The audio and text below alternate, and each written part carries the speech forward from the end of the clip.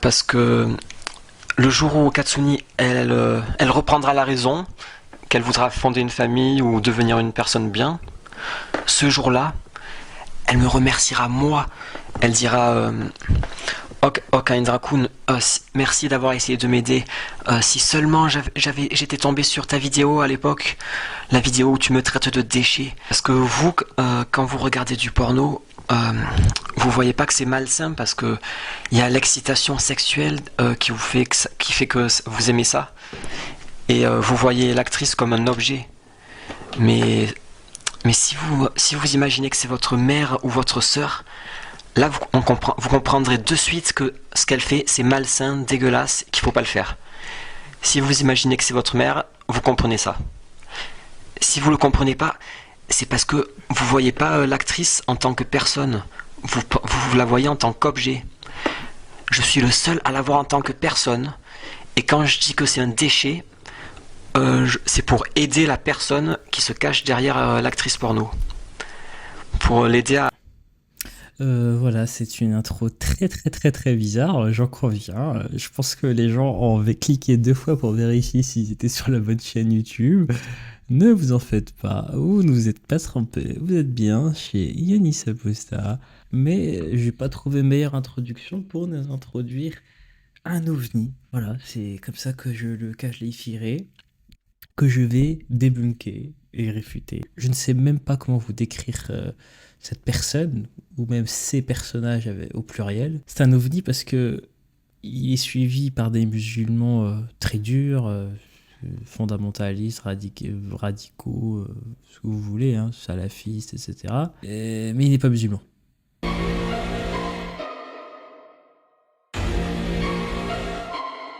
J'ai découvert Alibaba sur ce passage télé. J'ai voulu lui répondre, donc j'ai préparé les arguments et les contre-arguments. Comme j'ai expliqué dans l'introduction, on ne va pas utiliser leur méthode qui consiste à sélectionner et occulter, et déformer, eux ils déforment. On va faire le contraire. Je prends sa vidéo, j'ai listé l'ensemble des arguments, j'ai noté ces arguments sur des babals, j'ai mis les babals dans la boîte. J'en avais dénombré 9, mais j'en ai ajouté un dixième. Donc on a 10 babals dans la boîte. Chaque balle représente un argument d'Ali Babal, et on va regarder si ces arguments sont valides ou pas. On va les prendre un par un et on va les examiner. Par contre, cette vidéo me fait très peur. Alors, déjà sur le principe, moi je trouve ça génial. Franchement, je trouve ça rigolo. J'aime bien les choses ludiques, etc.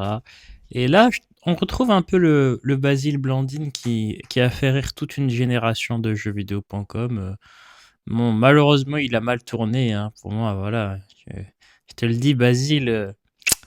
Voilà, il y a des gens qui attendent que tu redeviennes un couffard et que tu fasses des vidéos sur les chips ou sur la manière de se savonner les mains. Tu étais drôle, tu avais du talent et c'est dommage que tu te mettes à défendre cette secte outrageuse. Voilà, ce qui est intéressant, en particulier dans cette vidéo, c'est que il dit je vais répondre à tout. Et moi, vous me connaissez, j'ai déjà fait une vidéo sur le sujet. Décidément, ce passage sur CNews fait couler beaucoup d'encre, hein, parce que bon, voilà, je me retrouve encore à faire une vidéo. Et là, il y a un point qui m'énerve un petit peu chez tous les apologistes de l'islam, c'est qu'aucun n'a répondu au fameux hadith de la course de sperme qui détermine la ressemblance de l'enfant. Hein. Mais c'est vrai que dit comme ça, je pense que ceux qui sont hors contexte, qui débarquent sur YouTube parce qu'ils ont cliqué au hasard, ils doivent se poser des questions. Mais vous allez avoir vos réponses à ce mystère. Mais voilà, c'était... Ouais, c'est ça, il y en a 4. On passe les os. Alors, ça, étonnamment, Ça... Ah, oula. ça va vous étonner, mais c'est... Alors, ouais. Alors, le moment que vous attendez tous, Basile Blandine, le premier apologiste musulman à répondre sur le hadith des os, c'est-à-dire de la course du sperme qui détermine la ressemblance de l'enfant. Attention. C'est ça, il y en a 4. On passe les os. Alors, ça, étonnamment, ça va vous étonner, mais c'est un premier bon argument, argument valide pour Ali Babal. Oh non, mais alors là, sincèrement, je m'attendais tout sauf à ça. Franchement, je comprends pas. Je suis choqué. J'ai même envie de dire que c'est ce passage qui m'a poussé à faire cette vidéo. J'étais tellement choqué. Bah, franchement, voilà, prenons quelques instants pour féliciter Basile Blandine. Parce que ce qu'il fait quand même de se donner raison à un critique de l'islam, un apostat sur un hadith ultra sahih, qui est complètement bidon scientifiquement, franchement, voilà, ça reste. On est dans des sortes de batailles idéologiques, mais il faut quand même avouer, il a été honnête. Voilà, moi vraiment, je suis sincère, Basile Blandine, voilà, bravo là-dessus.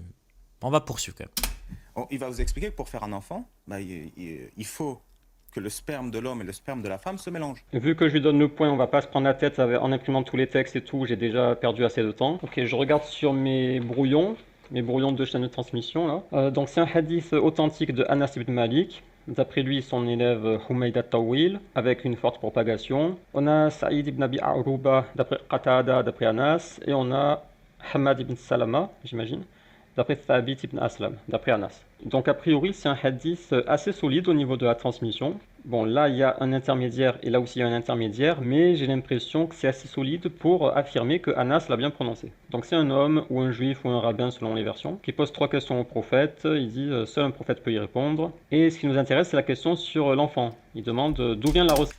Ah, il passe un peu vite, mais ouais, je suis obligé de mettre pause. Pourquoi ce hadith est important et gênant à plus d'un titre? Il pose 3 questions au prophète, non. Oui, effectivement, que seul un prophète peut répondre. Je sais plus c'est quoi les 3 questions, je crois que c'est le premier repas au paradis, etc. Et l'une des questions, c'est qu'est-ce qui détermine la ressemblance? Donc, ce hadith, c'est un test prophétique. C'est-à-dire pour savoir si c'est un vrai prophète ou pas. Et le prophète, donc, il répond selon ce que lui dit l'ange Gabriel. Je ne sais pas si vous vous rendez compte. Et il répond quelque chose qui est vérifiable aujourd'hui comme factuellement faux. Le juif à ce moment-là dans le hadith, il dit bah oui, ces réponses sont vraies. On ne sait pas comment parce qu'il dit qu'il n'y a que les prophètes qui peuvent répondre. Une autre preuve de plus, comme s'il en fallait que ce hadith est bidon. Mais surtout aujourd'hui, au XXIe siècle, le fameux test prophétique traité par un Sahih++ se révèle comme un échec cuisant. Nous avons donc la preuve que ce n'est pas un prophète. Il a raté le test. Bon, le test intra-islamique. Bon, c'est... Donc, s'il dit que c'est l'ange Gabriel qui lui révèle tout ça, ben soit il est fou, soit c'est un menteur. Voilà. Mais... en l'occurrence, Basile, il est gentil, il dit ce hadith a l'air solide ou quoi. Non, ce hadith, il est ultra sahih. Voilà, pour ceux qui connaissent ma chaîne, c'est un hadith méga sahih. Pourquoi? Parce qu'il est sahih chez Bukhari, sahih chez Muslim. Quand un hadith il a été validé par Bukhari et Muslim, on dit que Bukhari et Muslim s'accordent sur ce hadith. Donc ça augmente l'authentification. Ça veut dire qu'il est présent dans les deux boss, dans les 2 compilations de hadiths les plus authentiques. Ça augmente sa puissance d'authenticité, sa valeur, sa fiabilité. Mais vous allez voir, il y a d'autres choses. Semblance. L'enfant, pourquoi ressemble-t-il plus au père ou à la mère? Petite précision, dans certaines versions, il est question du sexe. Pourquoi le bébé c'est un garçon ou une fille? Mais par comparaison, on voit... Oui, effectivement. Dans une autre version du hadith, c'est le sexe. Alors là, c'est très, très, très, très, très intéressant. Il y avait exactement il y a 2 théories justement sur cette compétition spermatique masculine et féminine chez les Grecs. Et il y avait 2 écoles dans leur médecine. Certains disaient que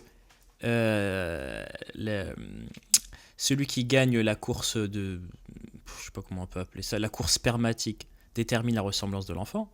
Et d'autres disaient ça détermine le sexe de l'enfant, c'est-à-dire s'il sera masculin ou féminin. Et comme par hasard, nous avons exactement les 2 versions de ce hadith. Donc les 2 théories grecques se retrouvent comme par hasard, ce hadith est en 2 versions. Dans l'une, il dit c'est la c'est le sexe de l'enfant qui est déterminé. L'autre, c'est la ressemblance. Ça, c'est encore. Vous voyez, donc, quand on en arrive à ce point de preuve de la fausseté d'un tel hadith, c'est comme si je vous faisais un spectacle de magie et vous voyez les fils. Vous voyez, vous vous dites, mais je vois les fils, je vois bien que tu voles pas, je vois là les coulisses, quoi, je vois tous tes petits trucs derrière. Donc là, je suis en train de vous expliquer même la genèse du hadith, c'est-à-dire qu'on est en train de comprendre pourquoi tel hadith. On ne se contente pas juste de le balayer d'une main et d'expliquer pourquoi c'est faux. Ça, c'est facile, c'est une évidence. Il n'y a même pas besoin de l'expliquer, c'est une évidence. Aujourd'hui, au XXIe siècle, la médecine, vraiment. Et pour le coup, il n'y a pas de doute qu'on revienne en arrière. Parce que j'ai vu des musulmans, ils disent, on ne sait jamais, peut-être dans un siècle, on va déterminer que non, je suis désolé, là, c'est impossible. C'est impossible. Et je vais vous expliquer un petit peu, même un peu plus en détail, pourquoi c'est impossible. Donc là, vous voyez les fils. On sait, donc, je viens de vous expliquer pourquoi ce hadith existe et pourquoi il existe en deux versions précisément. Maintenant, il existe encore une troisième version. Et c'est étonnant, Basile, que tu n'aies pas réagi là-dessus. Ou c'est tout simplement une femme qui se promène, enfin qui se promène pas vraiment, elle discute avec le prophète, puis il lui explique les ablutions, il lui dit voilà, la femme éjacule, elle dit ah, la femme éjacule. Vous voyez, je pense que c'est le hadith à gauche là avec Salama. Puis il lui dit oui, la femme éjacule en fait, c'est ça qui détermine la ressemblance. Et puis quand elle éjacule, il faut faire ses ablutions. Un autre gros problème, ce hadith, c'est une preuve que le prophète est un menteur, c'est un hadith méga sahih qui est faux, mais surtout, c'est un hadith utilisé au quotidien par les musulmanes. C'est-à-dire qu'en fait, quand une musulmane, dans une des versions du hadith, le prophète dit, en gros, quand t'es excité, t'as un liquide jaunâtre et fluide qui sort, on sait ce que c'est la cyprine, et tu dois faire tes ablutions. Et c'est ce liquide qui détermine. Aujourd'hui, on sait que la cyprine, on est sûr, on est tellement sûr qu'on est capable de faire des bébés in vitro. Donc ceux qui me disent, ouais, le liquide, ça peut aussi pas dans un siècle. Non. Vous n'arriverez jamais à prouver que le lubrifiant féminin qu'on appelle la cyprine et c'est ce qui détermine le sexe pour la ressemblance de l'enfant. Vous n'y arriverez jamais. C'est le matériel génétique qui se trouve dans l'ovule. Et voilà, c'est vraiment, même en tirant, même en y croyant très fort, c'est fini. Voilà, on s'arrête. Ce hadith a la particularité d'être appliqué au quotidien par les musulmans. Voilà. Donc, et c'est ça qui, je trouve intéressant, c'est que souvent on dit ouais, non, mais moi je rejette ce hadith, j'y crois pas, je l'aime pas. Ok, bon fais plus tes ablutions quand t'as de la cyprine. Parce que c'est basé sur ce hadith. Là, prends ton bouquin sur les ablutions féminines et retire le chapitre là. Voilà. Donc c'est cela. Voici un exemple pour vous expliquer à quel point ce hadith a attrait au quotidien des femmes musulmanes et des musulmans. Que nos fuqaha, c'est comme cela plutôt que nos fuqaha ont défini al-mazyu, qui est sécrété aussi bien par l'homme que par la femme. Et selon la définition donc, de la cyprine, on comprend donc que al-mazyu n'est rien d'autre que la cyprine telle qu'elle est exprimée actuellement dans le langage français.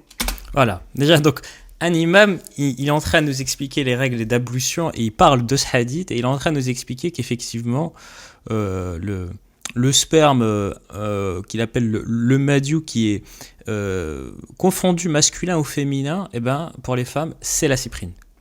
Donc la cyprine n'est rien d'autre que le mazyu tout simplement. Et le mazyu va avoir effectivement, plutôt la cyprine va avoir exactement les mêmes ahkam, à savoir les mêmes règles qui sont liées au mazyu. Les mêmes règles que quoi? Que le sperme masculin. Au nom de quoi? Au nom de ce hadith. Donc, cela veut dire que la cyprine va être donc considérée comme une impureté. Effectivement, donc, si la cyprine est ce liquide que la femme émet au moment de la petite excitation, eh bien, il s'agit effectivement d'une impureté. Et donc, sur cela, le jumhur des fuqaha, de toutes écoles confondues, sont d'accord sur cette question-là, comme quoi le mazyu est effectivement une impureté. Donc, qu'il vienne de l'homme ou de la femme, il s'agit bel et bien d'une impureté. Et comme il s'agit d'une impureté, eh bien, il faudra s'en purifier avant de prier. Donc, est-ce que le mazyu annule l'ablution? Effectivement, le mazyu annule l'ablution. Il est allé demander au prophète, alayhi salatu wassalam, quelle était la manière que le musulman devait faire une fois qu'il voyait ce liquide. Et le prophète, alayhi salatu wassalam, lui a dit, si le musulman voit ce liquide, il devra d'abord se laver al-farj, à savoir, il devra se laver le sexe, et après refaire ses ablutions. Ce qui nous indique que d'un côté, le mazyu est une impureté, de notre côté, qu'il faut que ce mazyu annule l'ablution. Donc si la femme voit ce mazyu, il lui sera obligatoire de... Je ne sais pas si vous vous rendez compte, les amis. Il est en train de parler du hadith qui est factuellement faux, factuellement ridicule, intenable aujourd'hui, et en train de vous expliquer que en fait, la règle des ablutions pour les femmes, il vient de ce hadith. Mais bien évidemment, il ne cite pas la fin. Hein. Il ne cite pas le fait que en fait, la cyprine, que lui-même définit comme la cyprine, hein, il interprète comme... voilà. C'est fluide, c'est jaune, ça sort quand t'es excité, voilà, y a pas, voilà. Il a fait la même conclusion que moi. Eh bien, il faut faire ses ablutions. Mais il faut faire ses ablutions au nom d'un hadith qui te dit que la cyprine détermine la ressemblance de l'enfant. Moi, je trouve ça fascinant, en fait. Je trouve ça fascinant, que lui, il connaît ce hadith. Il élimine la fin, il est dans le déni, voilà. Et voilà pourquoi ce hadith en particulier est particulièrement important dans la critique de l'islam, parce que il combine erreur scientifique mais aussi quotidien des musulmans. Et donc les musulmans et musulmanes qui ont l'habitude de nous dire j'aime pas ce hadith, il est faux, je lui dis écoute, est-ce que tu fais tes ablutions nanani? Ah non, oui, je fais, c'est marqué dans mon livre d'ablution, etc., que dans le livre pour débutants, pour apprendre la prière. Eh ben oui, ce hadith, cette règle, elle vient d'un hadith totalement absurde. Voilà. On reprend avec notre ami Basile. Que c'est plutôt la ressemblance. C'est ce que j'ai écrit ici, par exemple. Il est clair que c'est la ressemblance ici. Là aussi, c'est clair que c'est la ressemblance. Donc, un autre truc, Basile. Ça te dérange pas qu'en fait, je sais pas si vous vous rendez compte, hein, le hadith de gauche avec une femme qui vient interroger le prophète, il a absolument rien à voir avec le hadith prophétique. Leur seul point en commun, c'est l'histoire de la ressemblance, etc. et leur chaîne de transmission. Mais comment c'est possible en fait? Pourquoi même Basile, il le met comme comme hadith avec des chaînes communes. Donc c'est le même hadith en fait, mais les histoires sont totalement différentes. C'est évident que c'est un hadith forgé.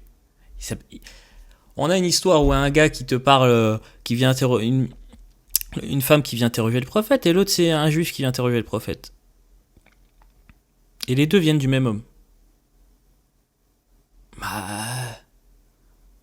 Où est ta raison là? Pourquoi là tu dis il y a un souci déjà tout de suite là ça devrait te sauter aux yeux. Tout à l'heure il nous parlait et dans d'autres vidéos notamment sur la chèvre qui a bouffé le Coran, il va te dire oui ce détail là c'est un micro détail, toute l'histoire c'est la même. Là toute l'histoire elle est totalement différente et là les musulmans ils tiquent pas.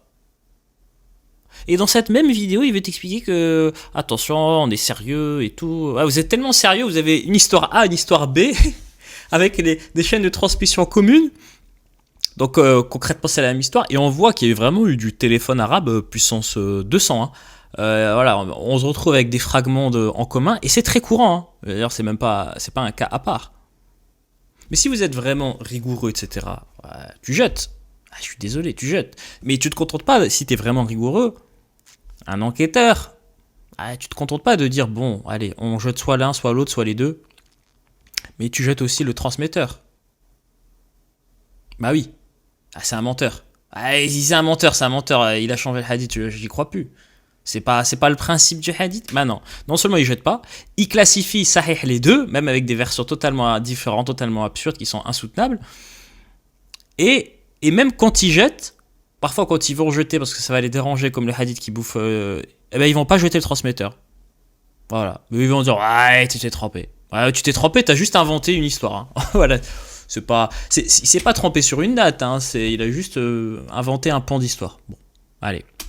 C'est pourquoi il ressemble à la mère ou au père, d'où ça vient. Et le prophète répond que c'est quand l'eau de l'homme sabarqa, domine ou précède ou devance. Quand l'eau de l'homme domine, c'est-à-dire le liquide sexuel, c'est à lui que va la ressemblance. Et quand c'est l'eau de la femme qui domine, c'est à elle que va la ressemblance. Ah oui, il précise dans certaines versions, par exemple ici ou ici également, que l'eau de l'homme est épais et blanc, donc c'est le sperme, et l'eau de la femme est fluide et jaune. Celui des deux qui sabarqa, il Donc c'est quoi aura la ressemblance, ok. Donc on va pas rentrer dans les détails sur les différentes versions. Bah oui, rentrons pas dans les détails, hein. C'est des versions totalement différentes. Oui, on s'en fout. Hein. Ils viennent nous expliquer, ça fait 1 heure qu'en fait les hadiths c'est super critique et que dès qu'il y a une version différente, on se pose des questions. Mais là, voilà, c'est bon. À retenir, c'est que donc c'est un hadith de Anas ibn Malik qui est assez solide au niveau de la transmission. Et ensuite, on a Assez solide, très très très solide. un autre hadith, il n'y a rien d'intéressant à part celui-ci de Salama et la propagation c'est au niveau de Hisham. Là, peut-être qu'il n'y a pas assez de chaînes. Ça nous intéresse pas pour le sujet. Ça c'est vraiment tardif. Là, il y a peu de chaînes et c'est trop tardif. Et celui-là, il n'a pas l'air de nous intéresser non plus. Donc, c'est vraiment celui-ci qui va nous poser un problème. Mais le principal, c'est celui de Anas. Donc, quelle est la problématique de ce hadith sur les deux eaux, l'eau de l'homme et la femme? C'est intéressant parce qu'il parle de hadith tardif, donc il est quand même au courant de ce problème. Je trouve ça intéressant. Deux qui sabarqa, c'est à lui que va la ressemblance. La problématique, c'est que ça contredit en apparence la science. La science dit que les gènes de l'homme sont certes dans les spermatozoïdes de l'homme, par contre les gènes de la femme, c'est pas dans le liquide sexuel de la femme. Donc là, il y a une erreur. Donc là, contrairement à certaines autres babales, cette babale n'est pas une manipulation d'Ali Babal. Il n'a pas menti. Il y a bien un hadith, il est bien authentique, il n'a pas falsifié le texte. Il dit pas exactement... Bravo Basile, bravo. Pour faire un enfant, il faut que le sperme de l'homme et le sperme de la femme se mélangent. Bon, alors c'est pas exactement précis, mais oui. En apparence, dans le hadith, il est dit que c'est celui des deux spermes qui sabarqa. Plus précisément, celle des deux os, il n'est pas dit sperme, celle des deux os qui sabarqa, c'est de ce côté que va la ressemblance de l'enfant. Donc là, la déformation est vraiment légère. Le hadith n'est que très légèrement déformé, il n'y a pas de problème. Et il y a bien une problématique, c'est que ça contredit la science en apparence. C'est pour ça que cette balle, je la donne à Ali Babal. Premier point pour Ali Babal. Après, je vais quand même vous proposer quelques arguments. J'ai 3 hypothèses pour résoudre cette problématique. Hypothèse numéro 1, c'est que la ressemblance de l'enfant, la science dit quoi? C'est un mélange des gènes. C'est aléatoire, c'est pas déterminé. Le hadith dit que la ressemblance, ça dépend de lequel des deux os sabarqa, domine. Imam Nawawi mentionne la puissance sexuelle. La ressemblance dépend de la puissance sexuelle. Imam Nawawi mentionne aussi exactement qui arrive en premier. Bon, bah... de ces liquides. Sauf que cette puissance sexuelle, ce n'est pas une chose mesurable. Commentaire, quand je dis puissance sexuelle, je n'ai pas été assez précis. En fait, il s'agit d'une traduction. Si on retourne à l'arabe, An-Nawawi dit que ça peut vouloir dire... En fait, il s'agit d'une traduction.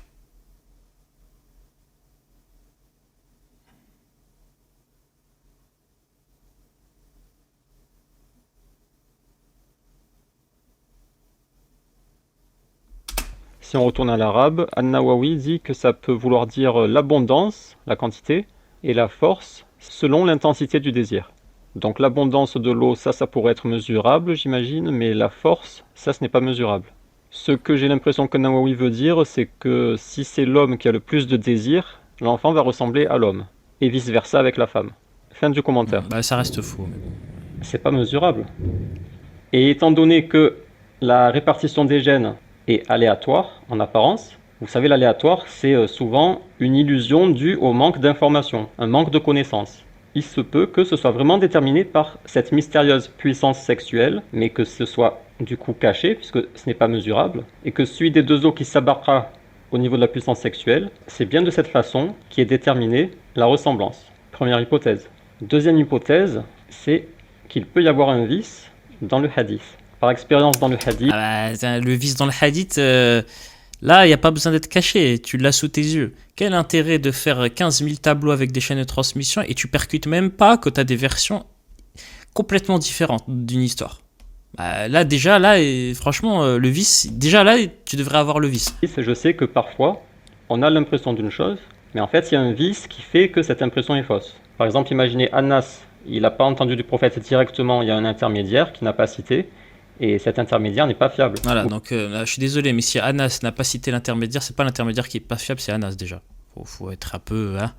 Bien imaginé, Anas a mal Mais compris. ça c'est toujours la technique, c'est voilà, c'est pour protéger en fait l'icône, en fait, protéger Anas, et du coup, bon, allez, voilà, il a pas fait exprès, ou il a cité, ou c'est quelqu'un de la faute c'est la faute de quelqu'un d'autre, voilà, bah non.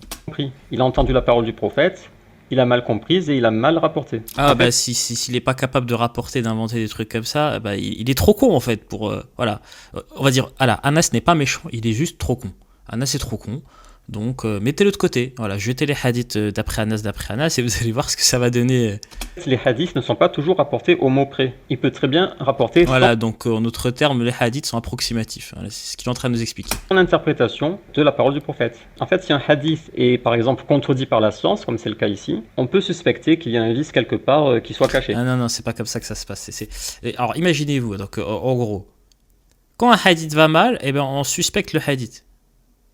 Bah, c'est pas logique, ça veut dire que si tu es dans une religion où, on va pas l'appeler islam, on va l'appeler Zumba. Moi, c'est la religion Zumba. Elle est fausse, hein. C'est une religion que je vais inventer, et elle est fausse, hein. Elle est anti-scientifique. Elle dit que le sperme, ça se mélange, et si c'est l'homme qui s'abaca, il y a un clown qui sort. Ok? C'est faux, hein.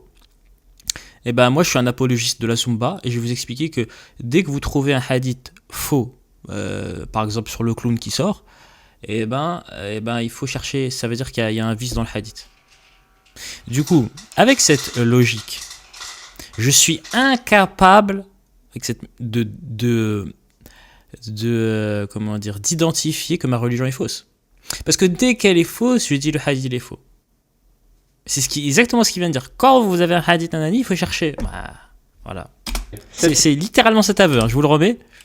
Peut très bien rapporter son interprétation de la parole du prophète. En fait, si un hadith est par exemple contredit par la science, comme c'est le cas ici, on peut suspecter qu'il y a un vice quelque part qui soit caché. Cette hypothèse peut vous sembler un peu tirée par les cheveux, mais par expérience, c'est pas si absurde que ça. Troisième hypothèse, elle est intéressante, mais elle a une faille. Alors, c'est que le hadith, en fait, il est vrai par métonymie. Ça, c'est une explication que vous pouvez retrouver sur le site Maison Islam, même si c'est pas formulé de cette façon. La métonymie, c'est désigner une chose par une autre qui est liée. Par exemple, je bois un verre. Non, j'ai pas bu le verre. J'ai bu le contenu du verre. Mais par métonymie, on dit j'ai bu un verre. Nous sommes avec ChatGPT. Dis-moi où se trouvent En gros, le prophète s'explique mal, hein. Voilà, c'est tout. les gènes de l'homme et de la femme lors de la reproduction.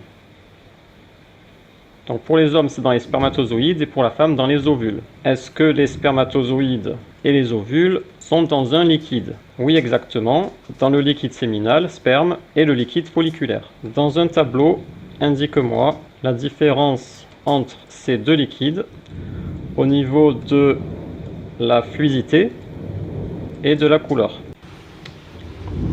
Alors il y a un gros orage, mais je vais au moins finir cette babale. J'ai plus d'électricité. Pour l'homme, le liquide il est visqueux et il est blanc laiteux. Pour la femme, il est fluide, très fluide, transparent ou jaunâtre. Et ce liquide ne sort pas en fait. Ce liquide folliculeux. Bon, voilà. En De toute façon, retour, je sais qu'il y croit pas à cette version. Donc, peu sur ce qu'a dit le prophète, épais et blanc, fluide et jaune. Alors où se trouve le papier Et aussi, il a dit que c'était éjaculé. Voilà, ça, t'as oublié. Le papier des os? Ah non, moi j'arrête. Les femmes, elles éjaculent pas des liquides avec de l'ovule dedans. L'ovule peut tomber une fois qu'il est pas utilisé ou évacué, mais pas éjaculé. Hein. Pas la vie. On n'est pas des pieuvres comme ça qui chacun un sperme dans dans l'eau comme ça et puis ça fait des bébés. Enfin, je sais même pas si c'est des pieuvres. J'ai déjà vu des animaux faire ça. Vidéo hein, contre vents et marées. Hein.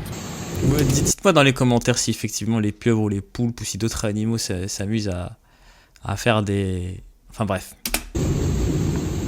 Ah voilà, donc le hadith, il parle des deux os, celui qui s'abarra à lui la ressemblance. Scientifiquement, on sait que c'est les gènes qui déterminent la ressemblance. Celui qui s'abarra des deux gènes, c'est ça qui détermine la ressemblance. Donc c'est faux pour les liquides, mais c'est vrai pour les gènes. Or, où se trouvent les gènes? Spermatozoïdes et ovules.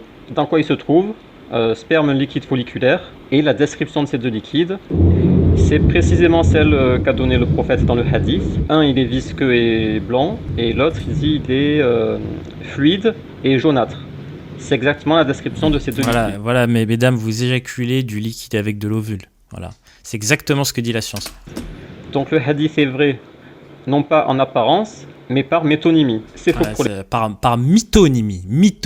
les os, mais c'est ce que contiennent ces os, autrement dit spermatozoïdes. En gros, imagine, tu dis une connerie, tu dis ouais, mais c'est à peu près. Ah, c'est à peu près, c'est pas ça, mais ça passe. Ovules, ou plus précisément les gènes contenus dans ces choses, qui déterminent la ressemblance. Donc une métonymie ou double métonymie. Alors certes, c'est de la double métonymie là, c'est vraiment voilà. Du concordisme, mais je trouve que c'est du concordisme léger. C'est pas un concordisme fort. Il y a juste une même lui-même il te dit ouais bon c'est de la merde mais c'est léger, ça va, ça passe. Métonymie. Personnellement, cette hypothèse ne me satisfait pas trop. Je préfère les autres, mais voilà, sachez que ce hadith est vrai par métonymie. La limite de cette hypothèse, par contre, c'est l'autre hadith, pas celui de Anas, celui de Salama avec Hisham. Parce que dans ce hadith, il est clair que le prophète parle du liquide sexuel de la femme, et non pas du liquide folliculaire. Ah, après, bah voilà. toujours l'hypothèse 2, il peut y avoir un vice. Ah bah oui, peut-être que Hisham, il y a des vis partout en fait. Il y a des lumières peut-être rouges. qu'il y a eu un problème entre-temps. Commentaire. On pourra faire une étude plus détaillée de ce hadith dans une autre vidéo. Ça pourrait être intéressant d'étudier tout ça. Ouais, je voulais faire un petit commentaire, mais vraiment malheureusement cette vidéo je l'ai fait un petit peu par manque de temps, etc. Ça a été retardé. Je voulais vous faire une étude linguistique sur Dominé, comme quoi en fait, voilà. Mais je vais parce que certains musulmans disent non, ça veut pas dire le liquide qui atteint en premier, etc. J'ai pas le temps de retrouver mes liens, etc. et de vous expliquer pourquoi, parce qu'il y a plusieurs expressions d'ailleurs dans les hadiths. Pourquoi seule l'explication de le liquide qui atteint le premier est vraie. Mais de toute façon, les deux définitions possibles pour les termes sont scientifiquement fausses. Donc voilà, regarde, ça pose pas problème, c'est pas forcément intéressant. Mais ce que j'aimerais vous dire, c'est que vous regardez le hadith en français, et ben il est traduit ainsi. Donc, encore une fois, moi je vais vous poser un argument d'autorité. On parle de traducteurs professionnels qui connaissent l'arabe et l'islam mieux que moi et mieux que Basile. Donc c'est trop facile de jeter la pierre et de dire c'est pas la bonne traduction. C'est ce que fait Basile là. Il l'a pas dit ouvertement, mais il le traduit dans la manière la moins dangereuse pour l'islam. Mais même comme ça c'est faux. Voilà. C'était juste ce que je voulais dire. Et même en anglais, c'est-à-dire que c'est bizarre, c'est-à-dire que les traducteurs, même en anglais, ils se trompent. Les traducteurs professionnels anglais et français, ils se trompent. Bon. Les versions et leur transmission précise. Mais j'ai beaucoup de vidéos prévues, c'est pas dans mes priorités, mais je mets de côté. Fin du commentaire. Bref, en tout cas, on va pas insister là-dessus. De toute façon, j'ai accordé. Et moi, le point A. Ça, je trouve ça bizarre. C'est-à-dire, et là, pour moi, c'est un peu tout le problème de Basile, mais plus personnel. C'est pas. Voilà, tenez-vous bien, je l'attaque pas personnellement, etc. Voilà. Mais ce que je veux dire par là, c'est sa manière de fonctionner. Il avoue que ce hadith c'est de la merde, il donne le point.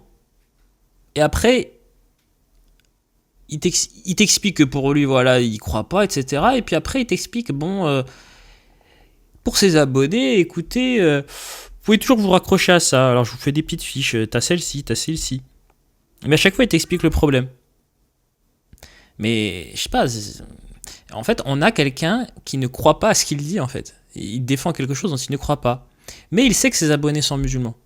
Donc il leur dit, bon, si ça vous dérange, accrochez-vous à ce petit post-it, ou à celui-là, ou à celui-là. Bah, lui, ça n'a pas l'air de le déranger, en fait. Mais dans le monde normal, en fait, c'est bizarre, en fait. C'est bizarre, en fait, de défendre quelque chose auquel tu crois pas. Cette vidéo s'adresse en particulier aux islamophobes. Les suiveurs oui, de bon, bref. Pour raison laquelle je prends, et son cerveau est ébloui. Celle pendue par les... Vous ne trouverez pas ce hadith dans les livres connus. En fait, il se trouve dans quelques livres seulement. Mais le plus simple, c'est de lire un article sur islamqa.org des hommes étrangers. Donc c'est quelqu'un qui pose la question sur ce hadith. Et là, la réponse du cheikh. Ibn Hajar al-Haytami a cité cette narration dans le livre Az-Zawajir. Et en effet, si on cherche pendu par les cheveux, on trouve juste quelques livres, et ici il y a Az-Zawajir. En fait, il n'y a qu'un livre. Après, là, c'est un livre de fatwa de Ibn Baz, qu'on verra après. Il a cité sans chaîne de transmission, sans sanad. En effet, au début, on n'a pas la chaîne de transmission, on a juste Ali directement. Il n'est pas permis de citer une narration tant que son authenticité n'a pas été vérifiée. Puisque cette narration n'a pas de chaîne de transmission, elle ne peut pas être vérifiée. Il ne convient donc pas de la citer, en particulier car elle exagère les punitions pour les péchés. Et ce type d'exagération est habituellement trouvé dans les fabrications. Une autre raison, c'est que certains contemporains ont dit qu'ils ont trouvé cette narration dans les livres des chiites. Et en effet, c'était l'intuition que j'avais au départ quand j'ai vu ce hadith assez bizarre avec Ali. J'ai pensé aux chiites et à Fatima aussi, parce que c'est connu qu'ils inventent des récits avec Ali. Et voici la fatwa d'Ibn Baz dans son livre donc Majmou Fatawa. Donc on lui pose la question à propos de l'authenticité de ce hadith avec la femme suspendue par les cheveux. Ce khabar, ce hadith, il est connu et il circule beaucoup parmi les gens, mais il est batil, il est faux et c'est un mensonge attribué au prophète. Alors, retenez bien, il circule beaucoup parmi les gens. Il n'a pas de fondement. Il fait partie des fabrications attribuées mensongèrement à Ali, au prophète, attribuées mensongèrement au prophète et à Ali et Fatima. Et ô combien certains chiites ont attribué de mensonges à Ali. Il convient à quiconque tombe sur ce genre de récit de le détruire et d'informer son entourage que c'est un mensonge. Alors plusieurs remarques. Déjà pour les islamophobes qui seraient un peu déçus. Alors, bon, c'est ma première réponse à sa première babale. Parce que du coup, nous aussi, on va lui balancer des petites babales et on va lui demander de répondre. Je pense pas qu'il va répondre, mais bon, voilà, c'est intéressant. Alors, à sa première babale, il nous explique, de but en blanc, que ce hadith, c'est de la merde. Et je le crois, voilà. Autant, j'ai même pas besoin de vérifier, je le crois sur parole. Il n'a pas inventé, etc.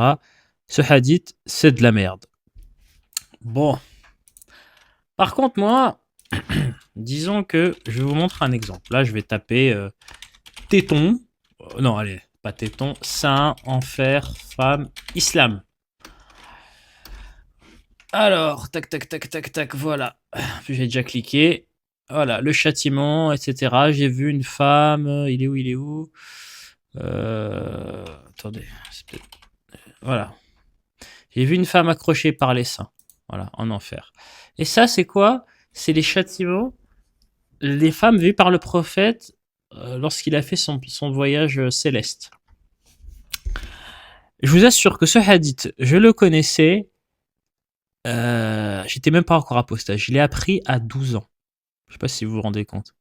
Je l'ai appris à 12 ans et je l'ai lu dans un livre qui était sur le voyage céleste. Moi, d'ailleurs, ça m'avait beaucoup étonné parce que je m'étais dit, bah, c'est bizarre, ils voient des gens en enfer, alors que déjà à l'époque, je commençais à raisonner.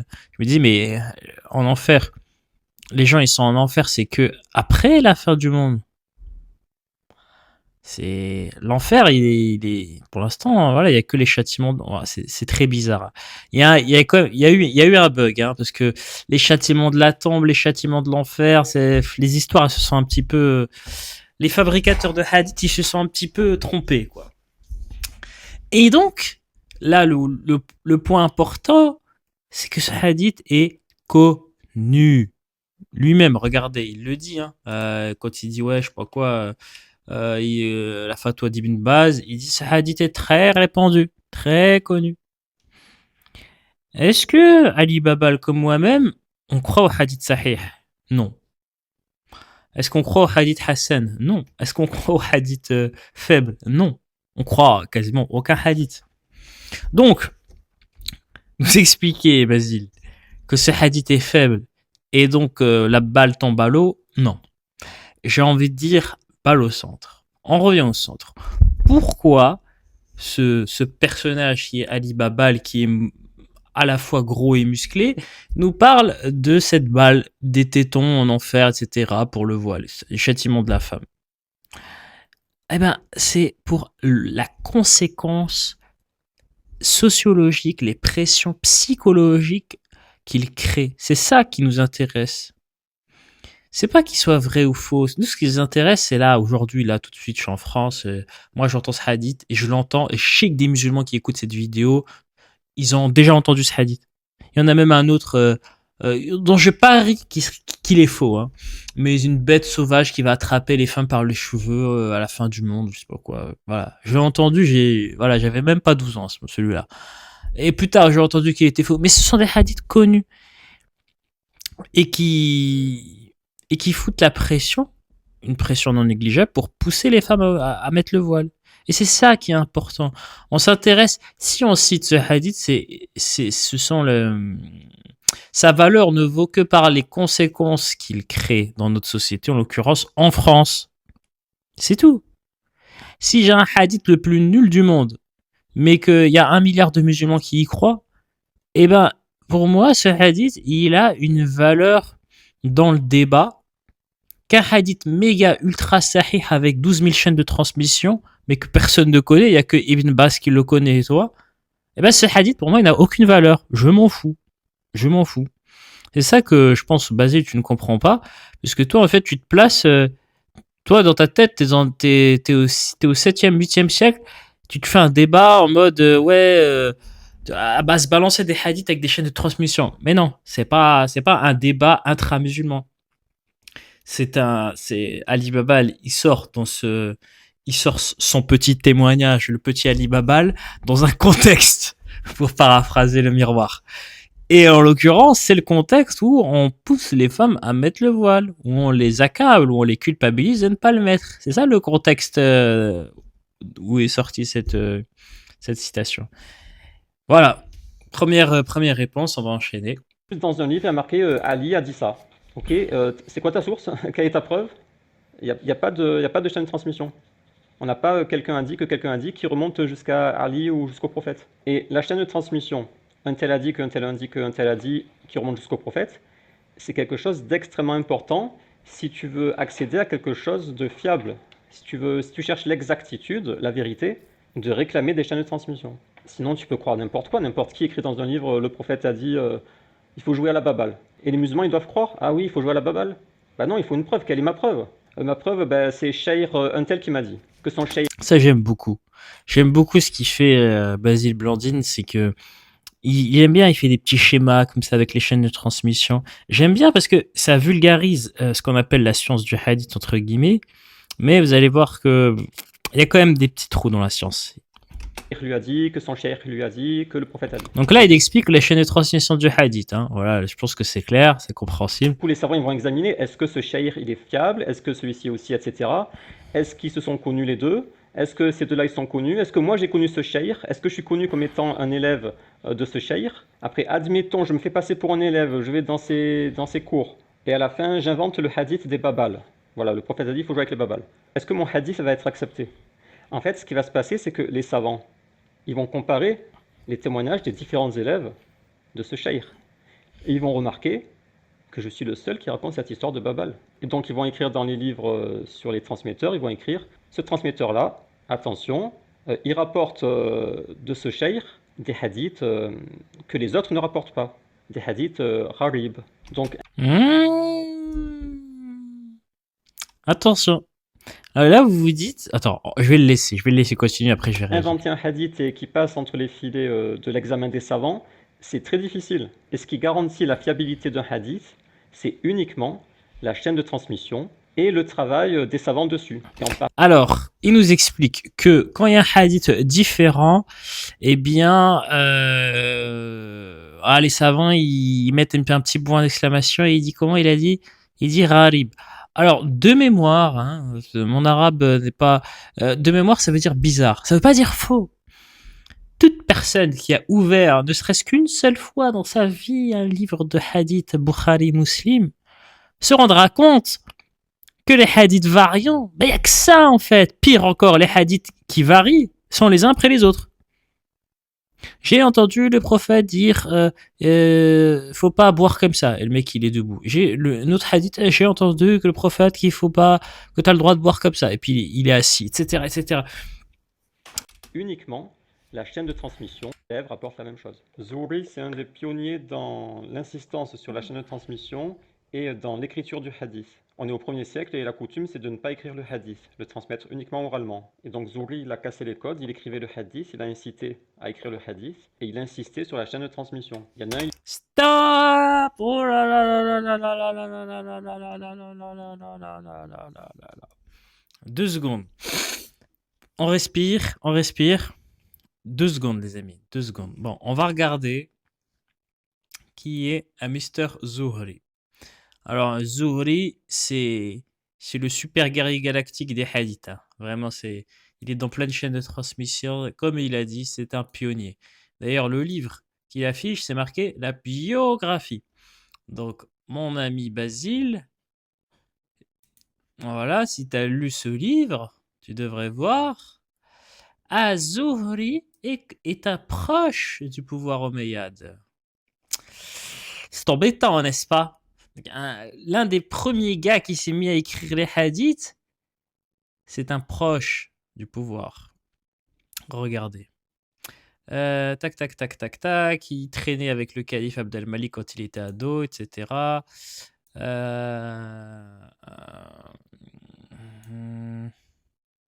Il est proche du calife Oumar II qui lui demande de travailler à la recension de hadith. C'est bizarre ça. Un calife qui demande à un savant d'écrire les hadiths. Vous trouvez ça bizarre? Ah mais non, attendez. On va regarder le petit 1, c'est quoi? Encyclopédia. Ok, non, moi je fais pas confiance au truc des koufars. Voyons plutôt ce que nous dit Hassan Qusem, et je vous préviens, si vous êtes musulman, ne regardez pas cette vidéo parce qu'elle va détruire votre foi. Et c'est ma plus grosse baballe contre Basile. Et Basile, franchement, si t'es chaud, je te défie de répondre à ça. Vraiment, je te défie parce que c'est le, comment dire, c'est le tabou des tabous dans le sunnisme, ce qui va suivre. Préparez-vous. Un exemple encore beaucoup plus clair et flagrant. Ouais, serrez-vous, dit Ammi Jibril, parce qu'il n'y a pas beaucoup de place. Le deuxième exemple, c'est le hadith rapporté dans le Sahih de l'imam Muslim. Le prophète, alayhi salatu wassalam, a dit, et ce qu'il dit a fait consensus, l'unanimité chez tous les compagnons, à part quelques-uns. Vous savez c'est quoi?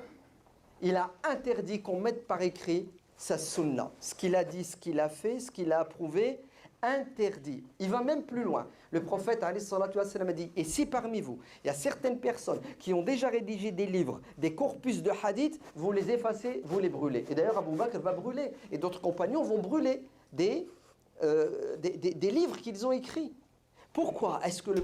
Alors, le prophète a interdit les livres au point que les compagnons du prophète ont brûlé leur corpus, et c'était les meilleurs corpus du monde en termes d'authenticité. C'était vraiment, il y avait la chaîne de transmission, c'est le prophète Mahdi. Il y avait un seul chaînon. C'était Abu Bakr qui l'écrivait, et on nous explique qu'ils ont brûlé leurs livres. Quoi? C'est quoi cette histoire? Le prophète alayhi salatu wassalam ne veut pas qu'on mette par écrit sa sunna. Au nom du prophète. Donc on nous dit, voilà, le prophète il est mort, les compagnons, ils ont maintenu l'interdiction de brûler. On va continuer. Pour que les musulmans se concentrent sur le Coran, afin que le Coran ne disparaisse pas, afin qu'on ne confonde pas le Coran qui est sacré, qui est un texte immuable dans la forme et dans le fond. Qu'on ne confonde pas. Hein. Le fameux Coran inimitable, et ça c'est ce que Hassan Qusem dit, attention, hein, n'allez pas jeter la pierre à Hassan Qusem. Là vraiment, ce qu'il dit, je vous l'assure, c'est la version officielle des sunnites. Pour expliquer l'interdiction des hadiths après la mort du prophète. On va vous dire, les compagnons ont fait ça pour ne pas que le Coran soit confondu. Désolé les amis, mais voilà, là c'est vraiment sortie de route.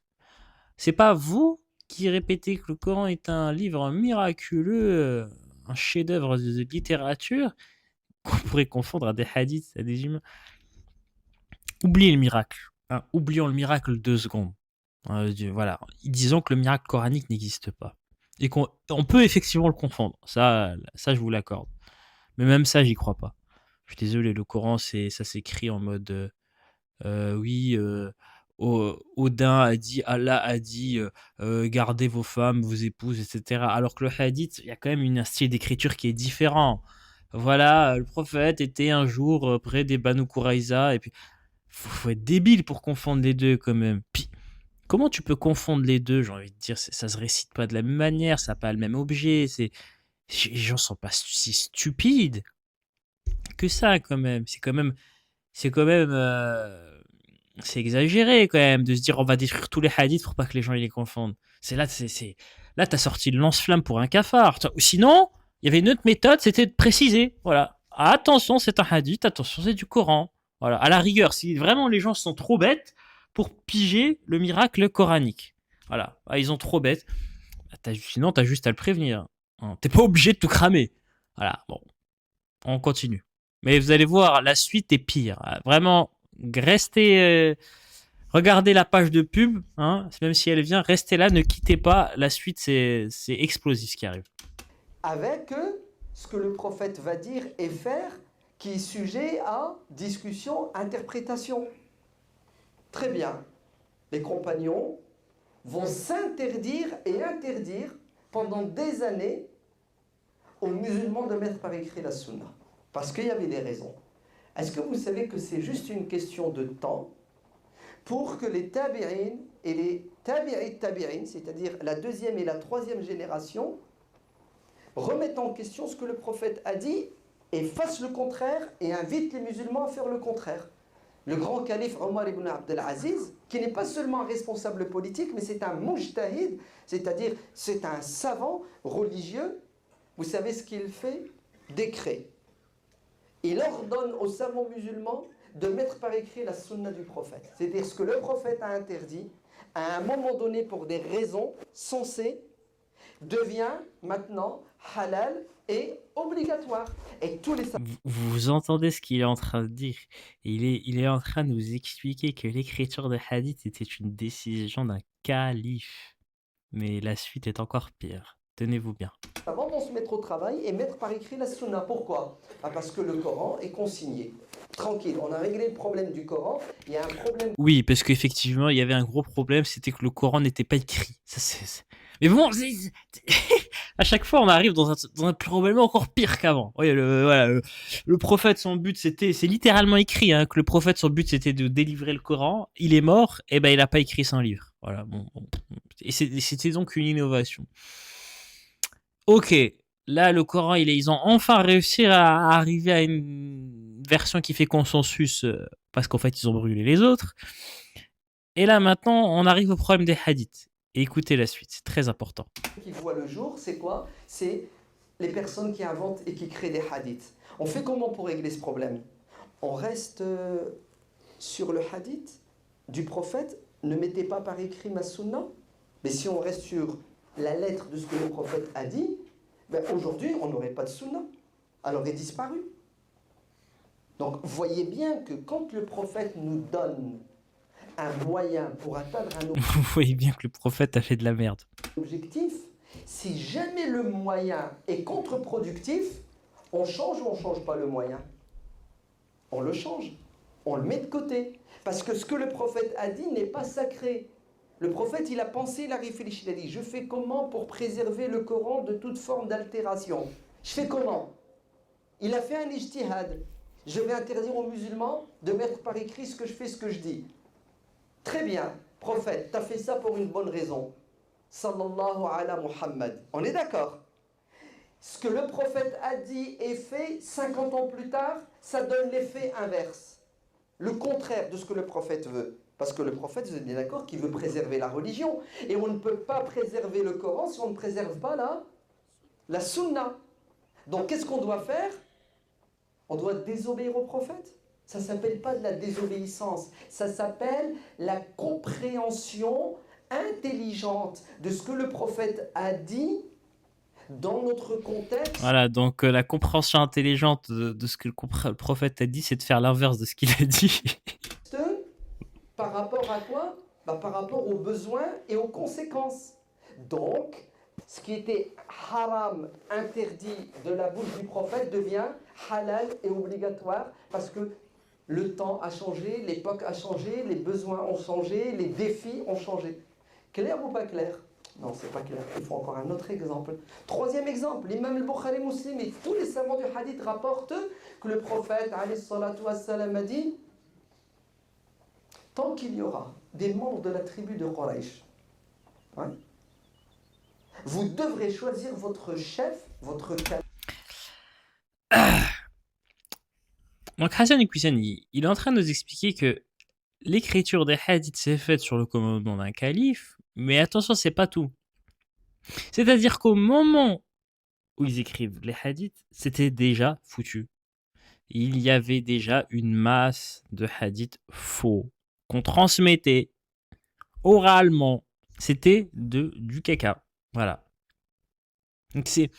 Donc l'écriture des hadiths est tardive pour des raisons qui, personnellement, je suis même pas sûr de savoir la véritable raison. Effectivement, je pense que ça doit avoir un lien avec le fait que le Coran n'était pas, qu'il y avait plein de variantes de Coran. Alors vraiment la raison exacte, franchement, dites-moi hein, si dans les commentaires vous avez une idée. Mais c'est trop tard. Ça arrive trop tard. Donc quand Basile nous explique que ce super Zuhri est arrivé, etc. Déjà, je te dire, Zuhri, c'est un savant du palais. Hein. Et vous savez, qui critique les savants du palais? Eh ben, les savants de Basile, qui aiment bien les savants du hadith. Les savants du hadith, je discutais avec un imam une fois, il me dit ça, il me dit ah, les savants du hadith, ils se méfient des savants proches du palais, qui rapportent des hadiths. Et je dis mais attends, Zuhri, il est proche du palais. Il me dit ah, lui c'est différent. Je dis pourquoi? Bah, il me dit parce qu'ils n'ont pas le choix en fait. C'est le premier. Donc ils n'ont pas le choix en fait. C'était obligé. Donc, voilà. Omar Abdelaziz. Voilà, c'est lui le 8e calife omeyyade dont il parle. Alors, religion, il fait appliquer la charia, il fait recenser les hadiths afin d'éviter qu'ils ne se perdent et ajoutent aux actions humanitaires. Voilà. Donc c'est lui ce gars-là. C'est lui qui a lancé l'écriture des hadiths. C'est le premier. C'est le tout premier. Regardez ça. 717, 720. Ah, c'est tardif. Hein. Le prophète, il est mort en 630. Ça veut dire ça a commencé. Hein, attention. On est Bukhari, c'est encore un siècle avant. C'est un siècle plus tard. Mais ça a commencé un siècle après. On revient à notre ami Basile. Il a cité Si t'es là à nous expliquer que les hadiths c'est un truc génial, on devrait même pas avoir de chez nous. Si ces demeurés d'Abou Bakr et de Omar, ils avaient pas brûlé le livre de hadith, t'aurais même pas à te casser la tête à faire cette vidéo avec tes petits schémas et tes élèves et tout, avec 100 000 variations, etc., des termes compliqués, de la mécanique quantique, comme ça, c'est... Là, il y aurait un chaînon, tac. Donc, quand t'arrives, toi, un siècle plus tard, et que tu veux vérifier les hadiths, eh ben, il y a une partie de la chaîne de transmission, la majorité, bah, ils sont soit morts, soit inaccessibles, soit vieux, soit... Voilà, c'est compliqué, hein. Il n'y avait pas Google Maps à l'époque. Autre problème. Vous regardez l'écriture des... Je sais pas, allez, on va taper, par exemple, voilà, je vais taper les 6 livres de hadith classiques. Hein. Voilà. Je sais plus c'est lesquels. Voilà, les 6 recueils incontournables. Regardez, je vais vous montrer un petit truc. Ibn Majah, Afghanistan. An-Nasa'i, Afghanistan. Abu Daoud, Afghanistan. At-Tirmidhi, Afghanistan. Muslim, Afghanistan. Abu Khari, Afghanistan. Eh ben, ils sont morts, en fait. Donc, tu peux pas vérifier. Tu peux pas lui dire. Et le pire dans tout ça, c'est que quand on regarde les recueils de hadith, c'est tous les plus grands recueils de hadith, tous là, les six gars, ce sont même pas des Arabes. Ce sont des mecs qui vivent à plus de 1000 km, 2000, 3000 km comme ça de Médine. Tous ces gars-là, Ibn Majah, An-Nasa'i, Abi Daoud, At-Tirmidhi, Muslim, Bukhari, ils vivent dans une région qui s'appelait le Khorasan. Et c'est l'actuel Afghanistan. Donc, comment voulez-vous, dans cette situation, qu'avec des hadiths tardifs, avec des mecs qui sont déjà morts, avec l'écriture des hadiths qui arrive à un moment donné où la falsification était déjà la norme, comment voulez-vous qu'on vous fasse confiance? Tous les hadiths sont nuls, en fait. C'est pour ça que cette histoire, elle est méconnue, elle est peu enseignée. C'est pas enseigné, hein, cette histoire, hein, je vous le dis. Hein. Au contraire, quand tu vas avoir un imam et que tu commences à lui poser cette question, il va te dire attention à toi. Fais attention. Il Il y a même un livre qui s'appelait, de mémoire, ça s'appelait d'ailleurs la fin de Bukhari ou je sais plus quoi comme ça. Il a été interdit au Maghreb parce qu'il racontait, ne serait-ce que de raconter l'histoire officielle, et ben tu blasphèmes, tu les mets en danger. Tellement l'histoire des hadiths, elle est catastrophique, c'est une catastrophe en fait.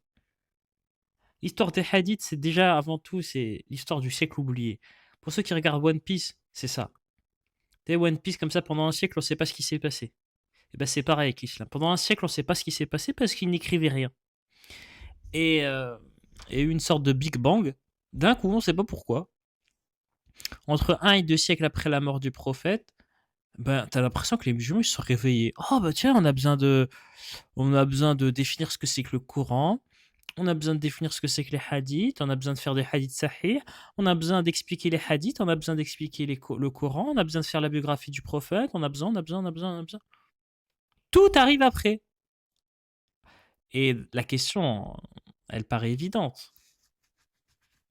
Quand il y a eu un gap de 1 siècle, est-ce que vraiment ce qui a été écrit plus d'1 siècle, voire 2 siècles après, c'est la juste histoire ou tout simplement l'image qu'il se faisait du prophète de l'époque? Pour vous dire, il y a 1 siècle, je, je crois qu'il n'y avait même pas les avions. Je ne sais plus c'était en quelle année, mais c'est à peu près 1 siècle qu'il y a eu les premiers avions. Imaginez-vous ce qui peut se passer en 1 siècle. Mais alors, à une époque où on n'avait même pas d'internet, pas de livres d'histoire, etc., juste 1 siècle. Alors 2 siècles, qu'est-ce que c'est que ça? Eh ben, la science du hadith, pour paraphraser Basile, elle est batil. Elle vaut rien. Elle est vide. Ça vaut rien. Le machin, il arrive 2 siècles trop tard. C'est déjà le bordel. C'est fomenté par des califes qui veulent le pouvoir. Voilà, ça n'a aucun sens. Et c'est authentifié par des mecs qui vivent à des milliers de kilomètres de là. C'est vraiment, c'est quand tu prends la photo, à chaque fois que tu creuses, eh ben tu t'enfonces un peu plus loin, un peu plus loin, un peu plus loin, et tu te rends compte que tout ça c'est de la connerie. Allez, bon ça c'est voilà. Basile, je te défie parce que au final, hein, la raison pour laquelle les gens deviennent coranistes, c'est ça, hein, je vous le dis. C'est ça. C'est que les hadiths ils n'ont aucun sens. Je pourrais en parler longtemps, mais voilà, c'est ma première grosse balle à Basile. C'est même la seule, hein, si j'ai envie de dire. Je pense pas pour le coup celle-ci. Autant je félicite Basile d'avoir répondu. On va voir, on n'a pas encore vu sa réponse, hein, mais je le félicite quand même. Au moins d'avoir tenté de répondre à l'histoire de la course spermatique. Mais autant ça, bah, j'ai vu personne, ne serait-ce que tenter d'y répondre.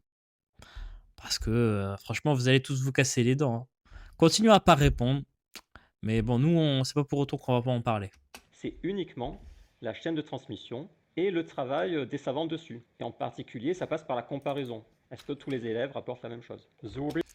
Est-ce que tous les élèves rapportent la même chose? Voilà. Ce hadith-là, il expliquait avec la course spermatique, il expliquait de 2 manières différentes. Dans un détermine le sexe, l'autre détermine la ressemblance. Et les deux sont sahih. Donc ça pose pas de problème. Dans tous les livres, c'est même pire, c'est que dans les livres de hadith, les variantes, elles sont l'une après l'autre. Donc faut arrêter de nous expliquer qu'en fait, on se base sur le fait qu'ils se ressemblent pas. Vous le savez.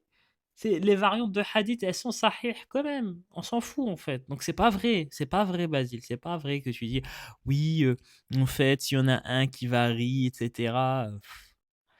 En fait, c'est vrai que quand ça les arrange en fait. Ils utilisent cet argument. Le seul où cet argument il est balancé, c'est pour le hadith de la chèvre qui a été bouffé par. Enfin, le Coran qui a été bouffé par la chèvre. Ah là, ça y est, ça y est. Et surtout cela de sortir. Ah, il n'y a que lui qui rapporte ça d'après la grande science du hadith. Tatati, tatata. Des hadiths qui varient, il n'y a que ça. Il n'y a que ça. Donc arrêtez de nous prendre pour des jambons, j'ai envie de dire. Ouvre Bukhari, il n'y a que ça. Oui, c'est un des pionniers dans l'insistance sur la chaîne de transmission et dans l'écriture du hadith. On est au 1er siècle et la coutume, c'est de ne pas écrire le hadith, le transmettre uniquement oralement. Et donc Zouri, il a cassé les codes, il écrivait le hadith, il a incité à écrire le hadith.